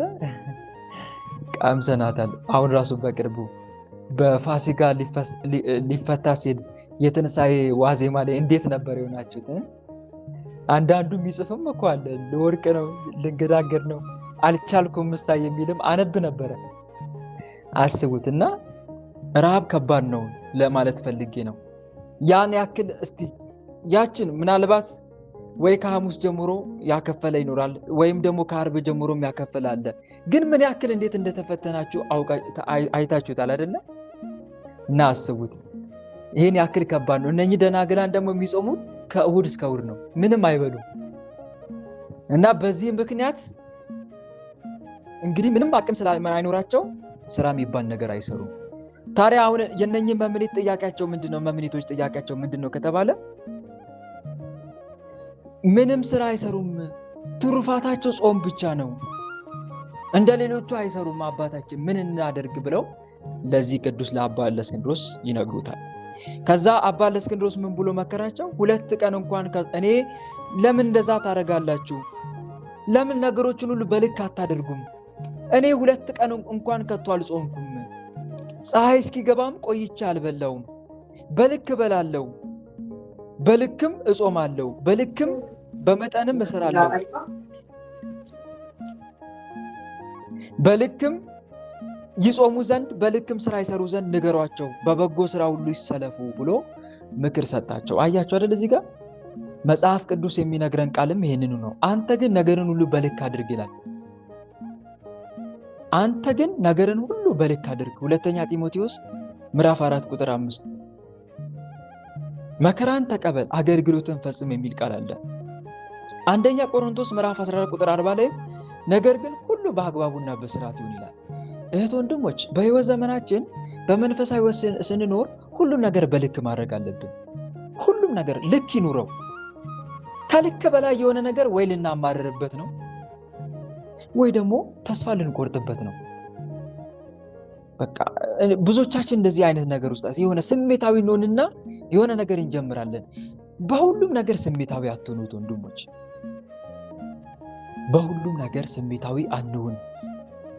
አመዛዝነን ምን ያክል ማድረግ እንዳለብን በሁሉም ነገር በመጽዋቱ፣ በጸሎቱ፣ በስግደቱ፣ በጾሙ በሁሉም ነገር ልከኞች እንሁን። ልከኛ ከሆንክ በምንም ነገር አትፈተንም ወይም ዲያብሎስ ድል አይነሳም። በነገራችን ላይ ዲያብሎስ በምግብ አሁን ለምሳሌ ዙሪያ ከሆነ ወይ አብዝተን እንድንራብ ነው የሚያደርገው። ለምንድን ነው እንደዚህ የሚያደርገው? ነገና ከነገ ወዲያ እንዳንቀጥል ነው። ጾሙን አብዝተን ከአቅም በላይ እንድንራብ ያደርገናል። ከዛ በኋላ ተስፋ ቆርጠን እስከ መቼ ድረስ እንደዚህ እየሆንኩ እቀጥላለሁ ብለን እናቆመዋለን ማለት ነው። አስቡት እስቲ በትንሣኤ ዕለት እንትኑን አክፍሎቱን ስታከፍሉ ማለት ነው። ሁለተኛ ጾም በቃ መጾም እንደማትፈልጉ አይነት ስሜት እንዲሰማችሁ አድርጋቸዋል። በነገራችን ላይ ወይን እቺን ጾም ቆይ ልጨርስና ከዛ በኋላ በቃ ያው ለነገሩ ግን በዓለ ሃምሳን እያሰብን እንቋቋመዋለን እንጂ በማግስቱ ደግሞ ጾም ቢሆን አስቡት እስቲ፣ ሳሉት እስቲ በእናንተ እንደዛ አክፍላችሁ ከዛ በኋላ ከፈሰጋችሁ በኋላ እንደገና በማግስቱ ደግሞ ጾም ቢሆንስ እስከ ማታ አስቡት። ምን ያክል እንደምትማረሩ ምን ያክል እንደምንማረር ወይ እንዴት ነው እስከ መቼ ነው እንደዚህ እየሆንኩም ቀጥለው ነው የምንለው? እና አስቡት። ምን ለማለት ፈልጌ ነው? ዲያብሎስ የሆነ ነገር መንፈሳዊ ነገር እንኳን ብንጀምር ከአቅም በላይ ስግደት ከአቅም በላይ እንድንሰግድ ያደርገንና ነገ ከነገ ወዲያ እንዳንሰግድ ያደርገናል። ጾምም እንደዛው፣ ማንኛውም ነገር እንደዛው፣ ግን በልክ እናድርግ። የዛሬው ጾም ነገን ተስፋ ሊያስቆርጥ አይገባም። በመጠኑ ከሆነ ነገ መቀጠል መቻል አለብን ለማለት ፈልጌ ነው። እና ነገሮችን ሁሉ በልክ ማድረግ ከዚህ ቅዱስ እንማራለን ማለት ነው። በነገራችን ላይ ይሄ ብቻ ሳይሆን በመንፈሳዊ ትሩፋትና ብቻ ሳይሆን በእንትንም ጭምር ይሄ በመናገር ዝምታችን ራሱ ልከኛ መሆን መቻል አለበት። ምንም ጭራሽ ማትናገር ማትጋገር ከሆንክ ይህም ጥሩ አይደለም። አብዝተህ የምትለፈልፍ ከሆንክም ጥሩ አይደለም። ብዙ በመናገር ሐሳብና ተመስጦ ይጠፋል። ከልክ ያለፈ ዝምታ የምክር ማጽናኛ ቃልና ለእውነት መመስከር መቻልን ያሳጣል። ምን ጊዜም ቢሆን መቼ መናገር እንዳለብህ መቼ ደግሞ ዝም ማለት እንዳለብህ እወቅ። መቼ ደግሞ ዝም ማለት እንዳለብህ እወቅ። ለሁሉም ጊዜ አለው፣ ለመናገርም ዝም ለማለትም። መንፈሳዊ ሰው ዝም ብሎ ብቻ እንደመጣለት አያወራም። ካወራም በጣም ፍሬያማ የሆነ ነገር ያወራል፣ ከዛ ዝም ይላል። እየለፈለፈ አይውልም። እና እህት ወንድሞቼ ባጭሩ ጠቅለል አድርጌ ስነግራችሁ ነገሩን ሁሉ በልክ እናድርግ። በዚህ ዓለም ላይ ምንም ነገር ከልክ በላይ ካለፈ በጣም ችግር ነው የሚሆነው ማለት ነው። መድኃኒት ራሱ እኮ መድኃኒት የሚሆነው በልክ ሲሆን ነው። ከልክ በላይ ካለፈ ግን መርዝ ነው፣ ገዳይ ነው የሚሆነው። ከልኩ በታች ከሆነም ደግሞ ጥቅም አልባ ነው የሚሆነው ማለት ነው። ስለዚህ ነገሩን ሁሉ በልክ ማድረግ እንዳለብን ከዚህ ታላቅ አባት ከእስክንድሮስ እንማራለን ማለት ነው። ሌላ በእውነት የዚህ ቅዱስ ረድኤትና በረከት በእኛ ላይ ይደርብን፣ አሜን። ሌላ እህት ወንድሞቼ በዛሬቱ ቀን ካረፉ ቅዱሳን መካከል አባ ማርቆስ አዲስ፣ ይህም ታላቅ ሊቀ ጳጳስ ነው። አባ ማርቆስም በጣም የእስክንድርያ ሊቀ ጳጳስ ነው። ይህም አባት 49ኛ የእስክንድርያ ሊቀ ጳጳስ ነው እና በበጎ ትሩፋቱ እጅግ በጣም የታወቀ ነው። በበጎ ስራው እጅግ በጣም የታወቀ ነው። ከዛ በኋላ በአባ ዮሐንስ ቦታ ሊቀ ጳጳስ ከተሾመ በኋላ እግዚአብሔርን በሚገባ ማገልገል ጀመረ። የዚህ ሰዓት ይሄ ቅዱስ በነገራችን ላይ ሊቀ ጳጳስ የተሾመው ወዶ ሳይሆን አስገድደውት ነው። ያለ ፈቃዱ ሾሙት ይላል። እርሱ ግን ከእርሳቸው ሸሽቶ ወደ አስቄጥስ ሄደ። ሰዎችንም ልከው አስረው ወደ መንበረ ሲመቱ አመጡት ይላል።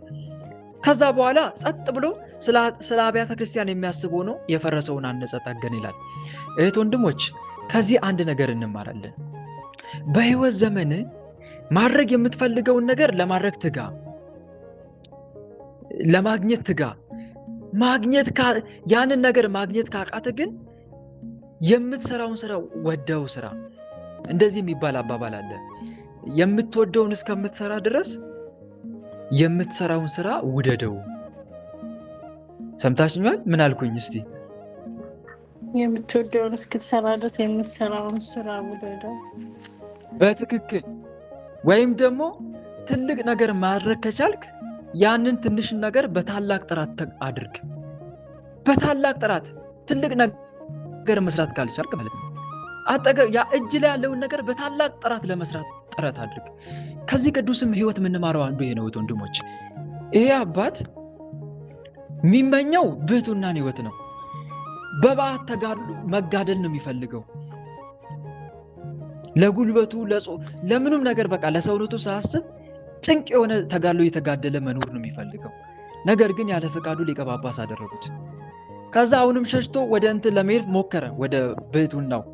ግን ያለ ፈቃዱ በመንበረ ማርቆስ ላይ ሲያስቀምጡት የዚህን ሰዓት በቃ ያለው አማራጭ አንድና አንድ በተሰጠው እንትን ሊቀ ጵጵስና ማዕረግ ተቀምጦ ስለ አብያተ ክርስቲያንን ጸጥ ብሎ የሚያስቡ ነው ይላል።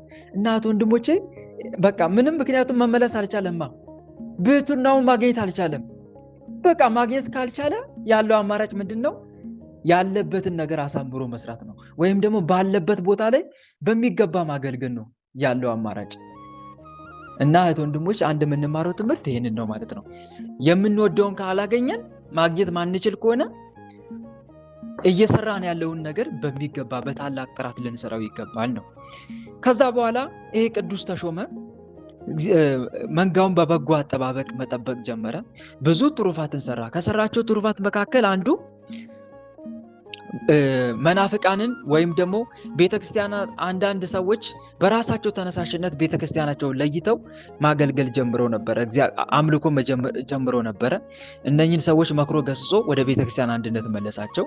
ሌላው ደግሞ ይህ አባት አንድ ሰው በጠና ታሞ ነበር፣ ወይም ደግሞ ችግር ደርሶበት ነበር። ይሄ ቅዱስ ይህንን ሰው ሲመክረው ምን አለ? አንተ አስተውል፣ ያለ ፍርሃት በድፍረት ስጋውና ደሙን የምትቀበል ባትሆን ይህ ባላገኘም ነበር አለው። ተመልከቱ እንግዲህ ያ ሰው ችግር ደርሶበታል። ምን አይነት ችግር እንደደረሰበት አልተጻፈም እዚህ ላይ፣ ግን በድፍረት ስጋውና ደሙን የምትቀበል ባትሆን ይህ ባላገኘም ነበረ። ይሄ ለእኔና ለእናንተ ትምህርት ስለሆነ ነው ቆም አድርጌ ለማብራራት የምፈልገው። ምንድን ነው በድፍረት ባትቀበል? ያለ ንስሐ ማለት እኮ ነው። እህት ወንድሞች እጃችን ሳንታጠብ ወደ ማዕድ ከቀረብን፣ በቆሻሻ እጃችን ወደ ማዕድ ከቀረብን ከንጽህና ጉለት ለሚመጡ በሽታዎች እንጋለጣለን። እንደ ኮሌራ፣ ተስቦ ያሉ በሽታዎች፣ በእንደነኛ አይነት በሽታዎች እንጠቃለን። አልፎ ተርፎም ለሞትም ጭምር እንዳረጋለን ተገቢውን ሕክምና ካላገኘን። ልክ እንደዚህ ወደ ስጋው ደሙም እንደዛው ነው። አስቀድመን ንስሐ ካልገባን፣ ኃጢአታችን በንስሐ ካላራገፍን፣ በድፍረት ወደ ቤተ መቅደስ ገብተን የጌታን ስጋና ደም ከተቀበልን ለራሳችን ፍርድ ነው የምንበላውና የምንጠጣው። ይህንን ቅዱስ ጳውሎስ ተናግሮታል። አንደኛ ቆሮንቶስ ምዕራፍ 11 ቁጥር 28 እስከ 30 ላይ ሰው ግን ራሱን ይፈትን፣ እንዲሁም ከእንጀራው ይብላ ከጽዋውም ይጠጣ፣ ሳይገባው የሚበላና የሚጠጣ የጌታን ስጋ ስለማይለይ ለራሱ ፍርድ ይበላልና ይጠጣልምና ይላል። የምንባርከው የበረከት ጽዋ ከክርስቶስ ደም ጋር ህብረት ያለው አይደለምን? የምንቆርሰው እንጀራ ከክርስቶስ ስጋ ጋር ህብረት ያለው አይደለምን? ይላል። ምን ማለት ነው? ንስሐ ሳትገቡ አትቁረቡ እኮ ነው። ንስሐ ሳትገቡ አትቁረቡ። ወደ ማዕድ ለመቅረብ እጅን እንደምትታጠበው ሁሉ ወደ ጌታና ስጋና ደም ለመቅረብም የግድ ንስሐ መግባት አለብህ ማለት ነው። ካልሆነስ በነገራችን ላይ እስከ መክሰፍትም እስከ ሞትም ድረስ ሊያደርስ ይችላል። ስለዚህ ወንድሞቼ በድፍረት አንቀበል ነው። ይሄ ማለት ግን አሁን ዲያብሎስ በነገራችን ላይ ተስፋ ለማስቆረጥ ምን ያደርጋል መሰላችሁ? ንስሐ ገብታችሁ ስጋው ደግሞ ከተቀበላችሁ በኋላ እንደምንም ታግሎ በኃጢአት ይጥላችኋል። በኃጢአት ከጣለም በኋላ በቃ ተስፋ እንቆርጣለን። አሁን ምንድነው ሄጄ ንስሐ አባቴ ጋር አሁንም ልናዘዝ ነው? አዎ። ከዛ ሄደሽ ትናዘዣለሽ ወይም ትናዛለህ። ከተናዘዝክ በኋላ እንደምን ብለህ ቅዱስ ቁርባን ወይ ትቀበላለህ ወይ ደግሞ ቀኖና ውስጥ እያለ ሌላ ኃጢአት ትፈጽማለህ ወይም ደግሞ ቀኖናውን ታፈርሰዋለህ። ከዛ ግራ ትጋባለህ። እኔ እንደዚህ ሆነው በጣም ከንስሐ ህይወት የራቁ ብዙ እህቶች አሉ። በጣም በእንደዚህ ምክንያት በጣም እህቶች ወንድሞች አሉ። ወይ ንስሐ ገብተው ቀኖና ውስጥ እያሉ ቀኖናቸውን ያፈርሳሉ፣ ወይም ደግሞ ቀኖናቸውን ጨርሰው ስጋው ደግሞ ከተቀበሉ በኋላ እንደገና መልሰው በኃጢአት በመጀመሪያው ኃጢአት ውስጥ ይወድቃሉ። ከዛ መጨረሻ ላይ እነዚህ ሰዎች በቃ ለኔ ንስሐ አይሆንም፣ ለኔ መንፈሳዊ ህይወት አልሆነልኝም፣ በቃ አይሆንልኝም ብለው ተስፋ ይቆርጣሉ። እህት ወንድሞች እንዲህ አይነት ነገር ሲያጋጥማቸው እንዲህ አድርጉ። እሺ ቆም ታረጉና ሱባኤ ግቡ። ምን አድርጉ? ሰምታችሁኛል አይደል? በትክክል ሱባኤ የምትገቡት ለምን መሰላችሁ? ከዛ ኃጢአት እንዲያላቅቃችሁ፣ ከዚያ ኃጢአት ቸሩ መድኃኒዓለም እንዲያላቅቃችሁ፣ ከዛ ኃጢአት ከልማድ ኃጢአት ደጋግሞ በዛ ኃጢአት ዲያብሎስ እያሸነፋችሁ አይደለ? ስለዚህ ምን እናድርግ? አንድ ቅዱስ እንያዝ። አንድ ቅዱስ ማለት አማላች፣ ሱባኤያችንን የሚያሳርቅ ቅዱስ። ለምሳሌ ሊቀ መላእክት ቅዱስ ሚካኤል ሊሆን ይችላል፣ ቅዱስ ገብርኤል፣ ወይም ደግሞ ተወዳጇ እናታችን ንጽሕተ ንጹሐንን እሷን የመሰለ ማን አለ? የእሷን ውዳሴዋን እያበዛን በሱባኤያችን ውስጥ ማለት ነው። በሱባኤያችን ውስጥ የእሷን ውዳሴዋን ምስጋናዋን እያበዛን እናቴ ወይ እባክሽን ጸሎቴን አሳርጊና ከዚህ ኃጢአት ያላቅቀኝ ዘንድ ልጅሽን ተማጸኝልኝ በሏት። ትማጸንና ልጄ ተማጽናኛለች፣ ከዚህ ኃጢአት ትላቀቅ ዘንድ ተማጽናኛለችና እባክን ዲያብሎስ በዚህ ኃጢአት ሰልጥኖባታልና ቀንበሩን ያሸከመባትን የዲያብሎስን ቀንበር አርቅላት ወይም አርቅለት ብላ መብርሃን በልጇ ፊት ትማጸናለች። ከዛ በኋላ ያ ዲያብሎስ ይመታል። በአንድ አይነት ኃጢአት የሚጥልን ዲያብሎስ ቀንዱ ይሰበራል። ያን ሲሰበር እኛ ከዛ ኃጢአት እየተላቀቀን እንመጣለን ማለት ነው። እና ምን ለማለት ፈልጌ ነው ወንድሞች፣ እንዲህ በአንድ አይነት ኃጢአት ሲዋጋን ምን ማድረግ አለብን? ንስሐ ገባን አይደል? ስጋው ደግሞ እንደተቀበልክ ቶሎ ብለህ ሱባኤ ግባ። ቶሎ ብለህ ንስሐ ገባክ፣ የሞትን ቀኖናህን ጨረስክ፣ ቶሎ ብለህ ሱባኤ ቅዱስ ቁርባን ተቀበልክ አይደል? ከዛ በኋላ ቶሎ ብለህ በማግስቱ ሱባኤ ምንድነው የምጠይቀው? እመቤቴ እባክሽን ዳግም ወደ ኃጢአት እንዳልመለስ ልጅሽን ለምኝልኝ። ዳግም ያ ውስጥ ያደፈጠው ዲያብሎስ በመጀመሪያው ኃጢአት መልሶ ጭቃ ውስጥ እንዳይጥለኝ እባክሽን ተማጸኝልኝ። እሱ መድኃኒዓለም ካላሰለጠነን በጭራሽ ዲያብሎስን አናሸንፈውም። በነገራችን ላይ በቃ ካላለው በቀር ዲያብሎስ ማነው ቸሩ መድኃኒዓለም ዲያብሎስን በቃ ከልጄ ላይ ዞር በል ይበቃል ካላለው በቀር ከዛ ኃጢአት መውጣት ያቅተናል፣ አንችልም። ደግመ አሁን እሷ ተናጸለች፣ እሱ እጃችን እግራችን ቁርጥርጥ አደረገ። እግዚአብሔር ይገስጽን። እሱ ቸሩ መድኃኒዓለም ካላሰለጠነ በቀር ዲያብሎስ ያንን ኃጢአት አንተ ሳትወድም በግድም ያስፈጽማል። በግድ አልፈጽምም ብለህ እርም ብለህ እንኳን ቃል ብትገባ እሱ ቃልን ያስፈርሳል። በነገራችን ላይ ዲያብሎስ ቃል ሺህ ጊዜ በፈጣሪ ፊት ቃል ብትገባ ያስፈርሳል። ይህንን ደግሞ በተደጋጋሚ አይተናል እኮ ስንክሳር ላይም እስከዛሬ ተማማር ነው። ለምሳሌ መስከረም ስንት ነበር? መስከረም 21 ነው አንድ አካባቢ ላይ ስለ አባ ሚልኪ ተማምረናል ስንክሳር ላይ። አባ ሚልኪ ከዚህ ሱባኤ ሁለተኛ አልወጣም ብሎ ከዚህ ባት ሁለተኛ አልወጣም ብሎ ቃል ገባ። ሰይጣን ሰማ። አትወጣም፣ ቆይ አሳይሃለሁ ብሎ ዝቶበት ወደ ሮማው ንጉስ ልጅ ላይ ገባ ዲያብሎስ። ከዛ የሮማውን ንጉስ ልጅ ሴት ልጅ አሳበዳት። ከዛ ሰይጣኑ ምን እያለ ይለፈልፋል? አባ ሚልኪ የሚባለው ቅዱስ መጥቶ ካላስወጣኝ በቀር እኔ አልወጣም ማለት ከዚህ ልጅ። ተንኮለኛ እኮ ነው ሰይጣን። አያችሁ አይደል? ይሄን ያክል ተንኮለኛ ነው። ምን አቀዳችሁ? ያንን እቅዳችሁ ለማስፈረስ እናንተ ስታቀዱ እሱ ደግሞ ለማስፈረስ ደፋ ቀና ይላል። እንቅልፍ የለውም። ያችን ቃል ስትገባ ቃልን ጠብቆ ለማስፈረስ ደፋ ቀና ይላል። እናስቡት። ከዛ የሮሙ ንጉስ ምን አለ? አባ ሚልኪ የሚባለውን አባት ሄዳችሁ ከገባበት ገብታችሁ ካላወጣችሁ አንገታችሁን በሰይፍ ቆርጣለሁ ብሎ 400 ወታደር ላከ።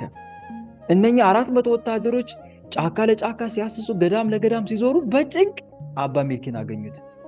አባታችን እባክህ ናውጣ፣ የሮሙ ንጉስ አንተን ካላመጣን አንገታችን ሊያስቆርጠን ነው። በጣም አዘነ አባ ሚልኪ።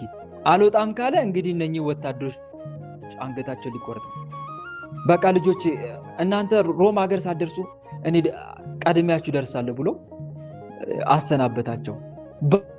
በአመቱ ደረሱ ሮም ሀገር እሱ ካለበት። ከዛ ልክ ከተማው ሊገቡ ሲሉ ወደ መድኃኔዓለም ጮኸ አባ ሚልኪ። ደመና መጣችና ተሳፈረባት። ከዛ እዛ ሮም ከተማ አደረሰችውና ወረደ አባ ሚልኪ። ሰይጣኑን ከዛ ወጣው። ከዛ 12 ሰዎች የማይሸከሙ ትልቅ ድንጋይ ሰይጣንን አሸክሞ በፊቱ እንዲገለጥ አድርጎ በባዕት ዘጋበት። ሁለተኛ ወጥቶ እንዳይፈታተነው ማለት ነው። እና ምን ለማለት ፈልጌ መሰላችሁ? ሰይጣን ቃል እንኳን ብትገቡ ቃላችሁን ለማስፈረስ ደፋ ቀና ይላል። ደፋ ቀና ይላል። ምንም አይነት ቃል እንኳን ብትገቡ ማለት ነው። እና ዞሮ ዞሮ ምን ለማለት ፈልጌ ነው ወንድሞች፣ እግዚአብሔር በሱ ላይ ካላሰለጠነን በቀር እኛ ሰይጣንን በጭራሽ አናሸንፈው። እና ምን እንበል? በራሳ ኃይል አትመካ፣ በስግደት አትመካ። ስለ ጾምክ የምታሸንፈው እንዳይመስል ሰይጣንን፣ ስለ ሰገድክ የምታሸንፈው እንዳይመስል፣ ስለ መጸወትክ የምታሸንፈው እንዳይመስል፣ ቅዱስ ቁርባንም ስለተቀበልክ ብቻ የምታሸንፈው እንዳይመስል። ማን ካረዳ በቀር ማን ካረዳን በቀር ንገሩኝ። እሱ ካረዳን በቀር። ስለዚህ ምን ጠይቀው ምን መሰላችሁ? ምን እያለን መሰላችሁ? መድኃኔዓለም ጌታ ሆይ በህይወቴ ላይ አጋን ሰልጥኖብኛል። እኔ የዲያብሎስን ቀንበር መስበር በራሴ አልችልም፣ ደክሞኛል፣ በቃ እኔ አልችልም የሚል ሰው ጸሎቱ ይሰማለታል። በጣም ራሱ ውርድ የሚያደርግ በአምላኩ ፊት ዝቅ የሚያደርግ ጌታ ሆይ እኔ ደክሞኛል፣ እኔ ደካማ ነኝ፣ ከዲያብሎስ ሰራዊቶች ታናሽ ከሚባለው ጋር እንኳን እኔ መዋጋት አልችልም። እንዴት አምላኬ ሆይ እኔ ሳር በእሳት ፊት እንዴት መቆም ይችላል? አዳም እኮ ነው እንደዚህ ብሎ የተናገረው። አዳም ከዲያብሎስ ጋር ታላቅ ውጊያ እንደሚገጥመው ሲናገረው ወይኔ ጌታ ሆይ እንዴ እኔ እኮ ሳር ነኝ፣ እሱ እሳት እኮ ነው። ሳር በእሳት ፊት እንዴት መቆም ይችላል? እውነት ነው። ሰይጣን ተፈጥሯዊ ባህሪው እሳት አይደል? ከእሳት አይደል የተፈጠረው? ከእሳትና ከነፋስ። እንዴት እኔ ደካማው ሳሩ እንዴት ከሱ ጋር ልዋጋ እችላለሁ አለና አዳም አቤቱታ አቀረበ በፈጣሪ ፊት። ከዛ እግዚአብሔር አምላክ ስሜን ከያዝክ ታሸንፈዋለህ ብሎ ነገረው። እና ምን ለማለት ፈልጌ መሰላችሁ? እሱ እግዚአብሔር ካረዳን በቀር በጭራሽ እኛ እናሸንፋቸው። በምንም አንመጣጠንም። ሲጀመር ከነሱ ጋር በኃይል በጉልበት እነሱ ረቂቃን፣ እኛ ግዙፋን። እነሱ ማይጨበጡ፣ እኛ የምንጨበጥ። በምንም ነገር አንመጣጠንም፣ በሁሉም ነገር ግን እግዚአብሔርን ከያዝን ታላቅ የተባለውን እናዋርደዋለን፣ ኃይለኛ የተባለውን ከእግራችን በታች እናደርገዋለን፣ እንደ ቅዱሳኖቹ ማለት ነው። እና ምን ለማለት ፈልጌ ነው? ወደ መድኃኔዓለም ስንማፀን ጌታ ሆይ እኔ ደካማ ነኝ እያልን፣ አባ እንጦንስ እንደዛ እያለ ይጸልይ ነበረ። መናፍስቶች፣ እርኩሳን መናፍስት ቤቱን ይነቀንቁት ነበረ። ጉጣ እያሉ እየጮሁበት ማለት አባ እንጦንስ ላይ እናንተ እግዚአብሔር በእኔ ላይ ካላሰለጠናችሁ እናንተ በእኔ ላይ ምንም አይሌላችሁም። እግዚአብሔር ግን እናንተ በእኔ ላይ ካሰለጠናችሁ እኔ እሱን እቃወም ዘንድ ማን ነኝ እያለ በትህትና ይመለስላቸው ነበር። ከዛ በልቡ እንዲህ እያለ ይጸልይ ነበረ። አቤቱ ጌታዬ እኔ አንተ ካረዳኝ ማን አለኝ ያላንተ ይለው ነበር። ብቸኛ ነኝ ጌታ ሆይ ብቸኛ ነኝ፣ አትራቀኝ እባክህ። መዝሙረ ዳዊት ላይ አለች ይቺ ቃል መዝሙር 21 ላይ 21:11 የሚረዳኝ የለምና ከኔ አትራቅ፣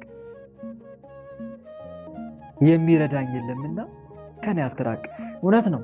እና እንደዚህ ያለ ይማጸን ነበር። ብቸኛ ነኝ፣ አንተ ካረዳኝ እኮ ከነሱ ታናሽ ከሚባለው እኔ መዋጋት አልችልም እያለ ሲማጸን ይሄን ትትናውን መቋቋም አቅቷቸው ርኩሳን መናፍስት እንደ ጢስ በነው ይጠፉ ነበር።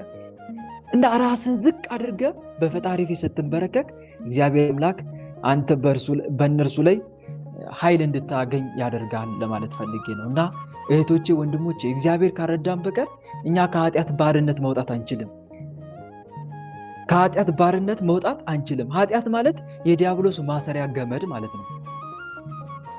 ዲያብሎስ ሰዎችን የሚያስርበት ገመዱ ኃጢአት ነው። ኃጢአት እያሰራ ባሰራው ኃጢአት ሰዎችን ባሪያ አድርጎ ይገዛል። እና አንድ መማር ያለብን ነው። ስለዚህ ከሆነ ኃጢአት መላቀቅ ካቃተ ሱባኤ ግባ። በቃ በር ዝጋ። አንድ አማላጅ ያዝ ከቅዱሳኖች አንዱን፣ ወይ ሰማዕቷና እናት ቅድስት አርሴማን፣ ወይ ቅዱስ ክርስቶስ ሰምራን፣ ወይ የዝቋላውን ኮከብ ታላቁ አባት አቡነ ገብረ መንፈስ ቅዱስን፣ ወይ ኢትዮጵያዊ አባት ተክለ ሃይማኖት ጻድቁን፣ ወይ ጻድቁ አባታችን አቡነ ሀብተ ማርያም፣ ብቻ አንዱን ያዝ። ከዛ በኋላ ተማጸን። አባቴ ሀብተ ማርያም፣ አባቴ አቡነ ሀብተ ማርያም ድረስልኝ። አንተ እኮ በነገራችን ላይ አቡነ ሀብተ ማርያም በዚህ ቃል ኪዳን እኮ አላቸው። አንድ ቀን ሰይጣን አቡነ ሀብተ ማርያምን እንደ ኢዮብ ሊፈትናቸው እግዚአብሔርን ለመነ። ጌታ ይለዋል። ማንን መሰላችሁ? ዲያብሎስ በክርስቶስ ፊት ቆሞ ጌታዬ እስቲ ሀብተ ማርያምን አንዴ ፍቀድልኝ ይለዋል። እንደ ኢዮብ አበጥሬ ልፈትነው። አይገርም? እንደዚህ አስፈቅዶ ማንን ሊፈትን? አባታችን አቡነ ሀብተ ማርያም እባክህ ፍቀድልኝ ላበጥር በፈተና እያለ ማንን ይማጸናል? ቸሩ መድኃኔዓለም። የዚህ ሰዓት አባታችን አቡነ ሀብተ ማርያም እንባቸውን አፈሰሱ።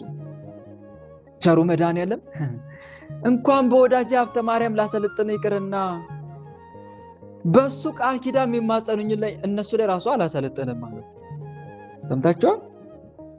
እስቲ ንገሩኝ አሁን ያልኩትን ሰምታችሁኝ ከሆነ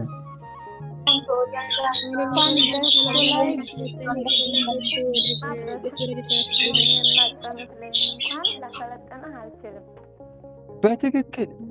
እና ቃል ኪዳን አላቸው አልኳችሁ። አንዱ ከዚህ አንፃር ነው። እና ለምኖ ነበረ እኮ ሰይጣን ልፈትነው ሀብተ ማርያምን። ከዛ እንደዚህ ብሎ ቸሩ መድኃኔዓለም እንኳን በወዳጄ በኔ ወዳጅ በሀብተ ማርያም ላይ ላሰለጥን ይቅርና በሱ ቃል ኪዳን አምነው የሚማጸኑኝ በእነሱ ላይ እንኳን አላሰለጥንም ሲለው ዲያብሎስ አፍሮ ተመለሰ። ተዋርዶ አፍሮ ተመለሰ። ልመናው አልተሳካለትም።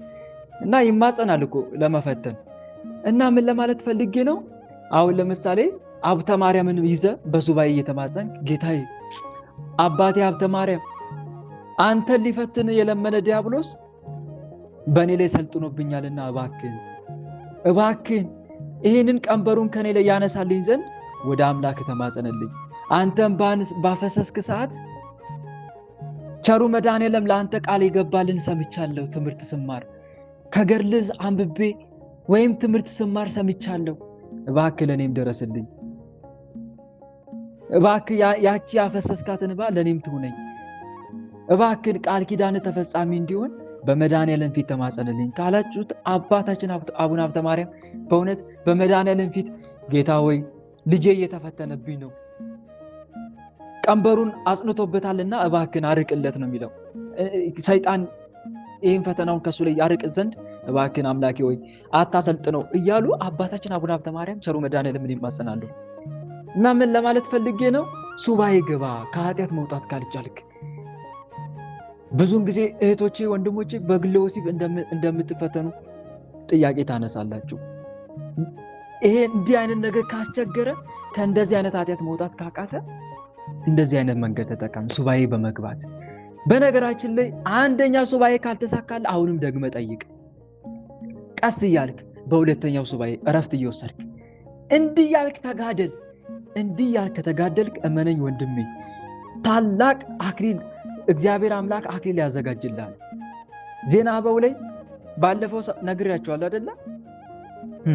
3 አክሊል ተዘጋጅቶለት እድሜ ልኩን ለ40 ዓመት ሙሉ በአንድ አይነት ኃጢአት ሰይጣን እየተዋጋው አንድን ሰው መጨረሻ ላይ ይሄ ሰው ግን ምንም ተስፋ አይቆርጥም። አሁንም ተመልሶ ንስሐ ይገባል። አሁንም ተመልሶ ቅዱስ ቁርባን ይቀበላል። ንስሐ እየገባ ሰይጣን መጨረሻ ላይ አንተዬ ቆይ ምንድነው ተስፋ አትቆርጥም እንዴ? እኔ ደጋግሜ በአንድ አይነት ኃጢአት እጥልሃለሁ፣ አንተ ግን አትወርቅም። ብትወርቅም መልሰህ ትነሳለህ። የዚህ ሰዓት ቅዱሱ ምን ነበር ያለው? እንዴ በእኔ ተስፋ የማይቆርጥ አምላክ እያለ እኔ እንዴት ተስፋ ቆርጣለሁ ብሎ መለሰ። ይሄው ተስፋ ባለመቁረጥ እኮ እግዚአብሔር 3 አክሊልን አዘጋጀልህ። በል አራተኛውን ሲጨምርልማ ቆሜ አላይም አለና ዲያብሎስ ከሱ ሸሸ። አስቡት። ይሄ ቅዱስ ሳይወርቅ እኮ አይደለም እየወደቀ እየተነሳ ደግሞ እኮ በአንድ አይነት ኃጢአት እኮ ነው። በአንድ አይነት ኃጢአት እና ምን ለማለት ፈልጌ ነው ወንድሞች? ተስፋ አትቁረጡ። ከመጨረሻው መጋደል እና አጥብቀ ተማጸን። ሱባኤ የገባ በአንደኛው ሱባኤ ካልተሳካልህ ሁለተኛው ሱባኤ፣ በሁለተኛው ሱባኤ በሶስተኛ ቀጥል። እንደዛ ይሄ ትልቅ ተጋድሎ ነው ለአንተ። ስለ እያንዳንዷ ሱባኤ ቸሩ መድኃኔዓለም ዋጋ ይከፍላል። መጽሐፍ ቅዱስ እግዚአብሔር ለስሙ ያሳያችሁትን ፍቅር ይረሳ ዘንድ አመፀኛ አይደለም ይላል። እግዚአብሔር ለስሙ ያሳያችሁትን ፍቅር ይረሳ ዘንድ አመፀኛ አይደለም። ዕብራውያን መልእክት ላይ ተጽፏል፣ ምዕራፍ 6 ቁጥር 16 ላይ እና አይረሳም። እስከ ኃጢአት ጋር እየተጋደላችሁ ገና ደምን እስከ ማፍሰስ አልተቃወማችሁም ተብሎም ተጽፏል። የተጋደለውን ከውን ተጋድሎ እግዚአብሔር አምላክ አይረሳልህም። በርታ፣ በርቺ፣ ጠንክሪ። መቼም ቢሆን ተስፋ አትቁረጥ። ጻድቅ 7 ጊዜ ይወድቃል 7 ጊዜም ይነሳል ይላልና መጽሐፈ ምሳሌ ላይ ምዕራፍ 24 ቁጥር 16 እና አንድ የምንማረው ትምህርቴ ነው እና የብዙዎቻችሁ ፈተና ስለሆነ ነው ወንድሞች እዚህ ጋር ቆም አድርጌ ሳብራራ የዋልኩት። እና ስጋው ደሙን ግን በድፍረት አንቀበል። ምንጊዜም ስጋው ደሙን ለመቀበል ስንል አስቀድመን ንስሐ መግባት እንዳለብን ልንዘናጋ አይገባም ነው። ከዛ አባ ለእስክንድሮስ ማነው አባ ማርቆስ ምን ብሎ መከረው? ሌላው ከእንግዲህ ከክፉ ስራ ከአንደበት ከሚወጣው ከከንቱ ነገር ሰውነትንም ጠብቅ ይላል። ተመልከቱ፣ ከአንደበት ከሚወጣ ከከንቱ ነገር አንደበታችንን ጠብቅት ወንድሞች። አንደበትን ጠብቅ ወንድሜ። አንደበቱን ሳይገታ ልቡን እያሳተ እግዚአብሔርን የሚያመልክ የሚመስለው ማንም ቢኖር የእርሱ አምልኮ ከንቱ ነው ይላል መጽሐፍ ቅዱስ። አንደበትን ጠብቅ። አንደበትም እሳት ነው ይላል። በብልቶቻችን መካከል አመፀኛ ዓለም ሆኗል። ስጋን ሁሉ ያሳድፋል፣ የፍጥረትንም ሩጫ ያቃጥላል ይላል መጽሐፍ ቅዱስ የያዕቆብ መልእክት ላይ ምዕራፍ 3 ቁጥር 6 ላይ አንደበትሽን ጠብቂ። ከሐሜት አንደበትሽን ጠብቂ። ከስድብ አንደበትን ጠብቅ። ስለምታወራት እያንዳንዷ ቀን በፍርድ ቀን መልስ ትሰጣለህ እላችኋለሁ። ሰዎች ስለሚናገሩት ስለ ከንቱ ነገር ሁሉ በፍርድ ቀን መልስ ይሰጡበታል ተብሎ ተጽፏልና ከቃል የተነሳ ትጸድቃለህ፣ ከቃልም የተነሳ ትኮነናለህ ይላል መጽሐፍ ቅዱስ የማቴዎስ ወንጌል ምዕራፍ 12 ቁጥር 36 ላይ። ስለዚህ አንደበታችንን ጠብቅ። ለሐሜት እንዲሮጥ አፍን አትፍቀድለት። መጽሐፍ ቅዱስ ይላል ስጋን በኃጢአት እንዳያስተው ለአፍ አርነት አትስጠው ይላል። ለአፍ አርነት ተናገር ስላለ ብቻ አትናገር፣ ሎግመው። እግዚአብሔር በሰማይ አንተም በምድር ነህና በአፍ አትፍጠን። በእግዚአብሔር ፊት ቃልን ይናገር ዘንድ ልብ አይቸኩል። ስለዚህም ቃል ጥቂት ትሁን ይላል። ቃል ምን ትሁን? ጥቂት ትሁን። በተለይ ወንድሞች ሰውን የሆነ ልቡ ላይ ልቡ ላይ የሚሰካ አይነት ነገር ቃል እንዳናውጣ ከአፋችን። ልናስደስታቸው ያልቻልነውን ሰዎች ሳናቆስላቸው ዞር እንበል። እንደዚህ የሚል አባባል አለ። ልታስደስተው ያልቻልከውን ልብ በንግግር ሳታቆስለው እባክህን ተወው። እውነት ነው።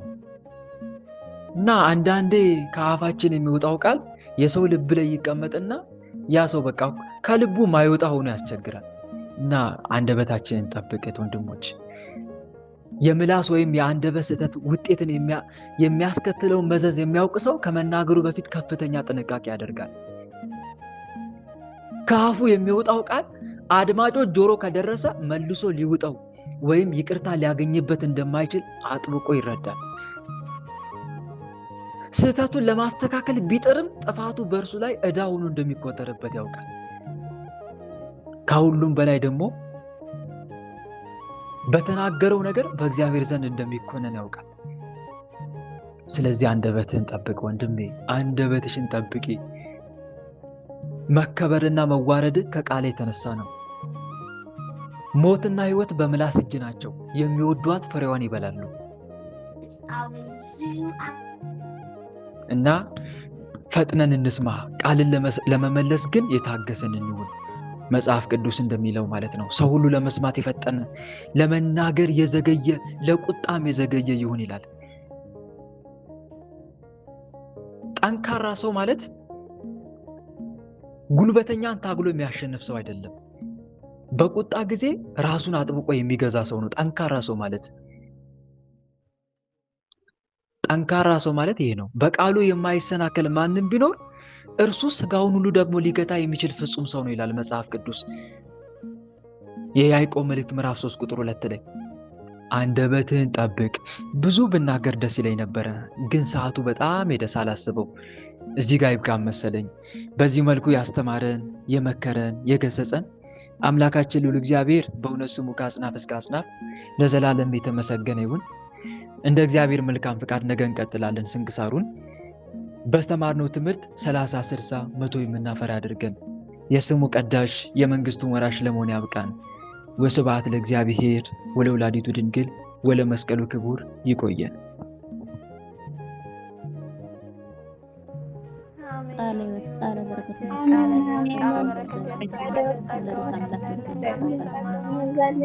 በልቦናችን ያሳድርብን።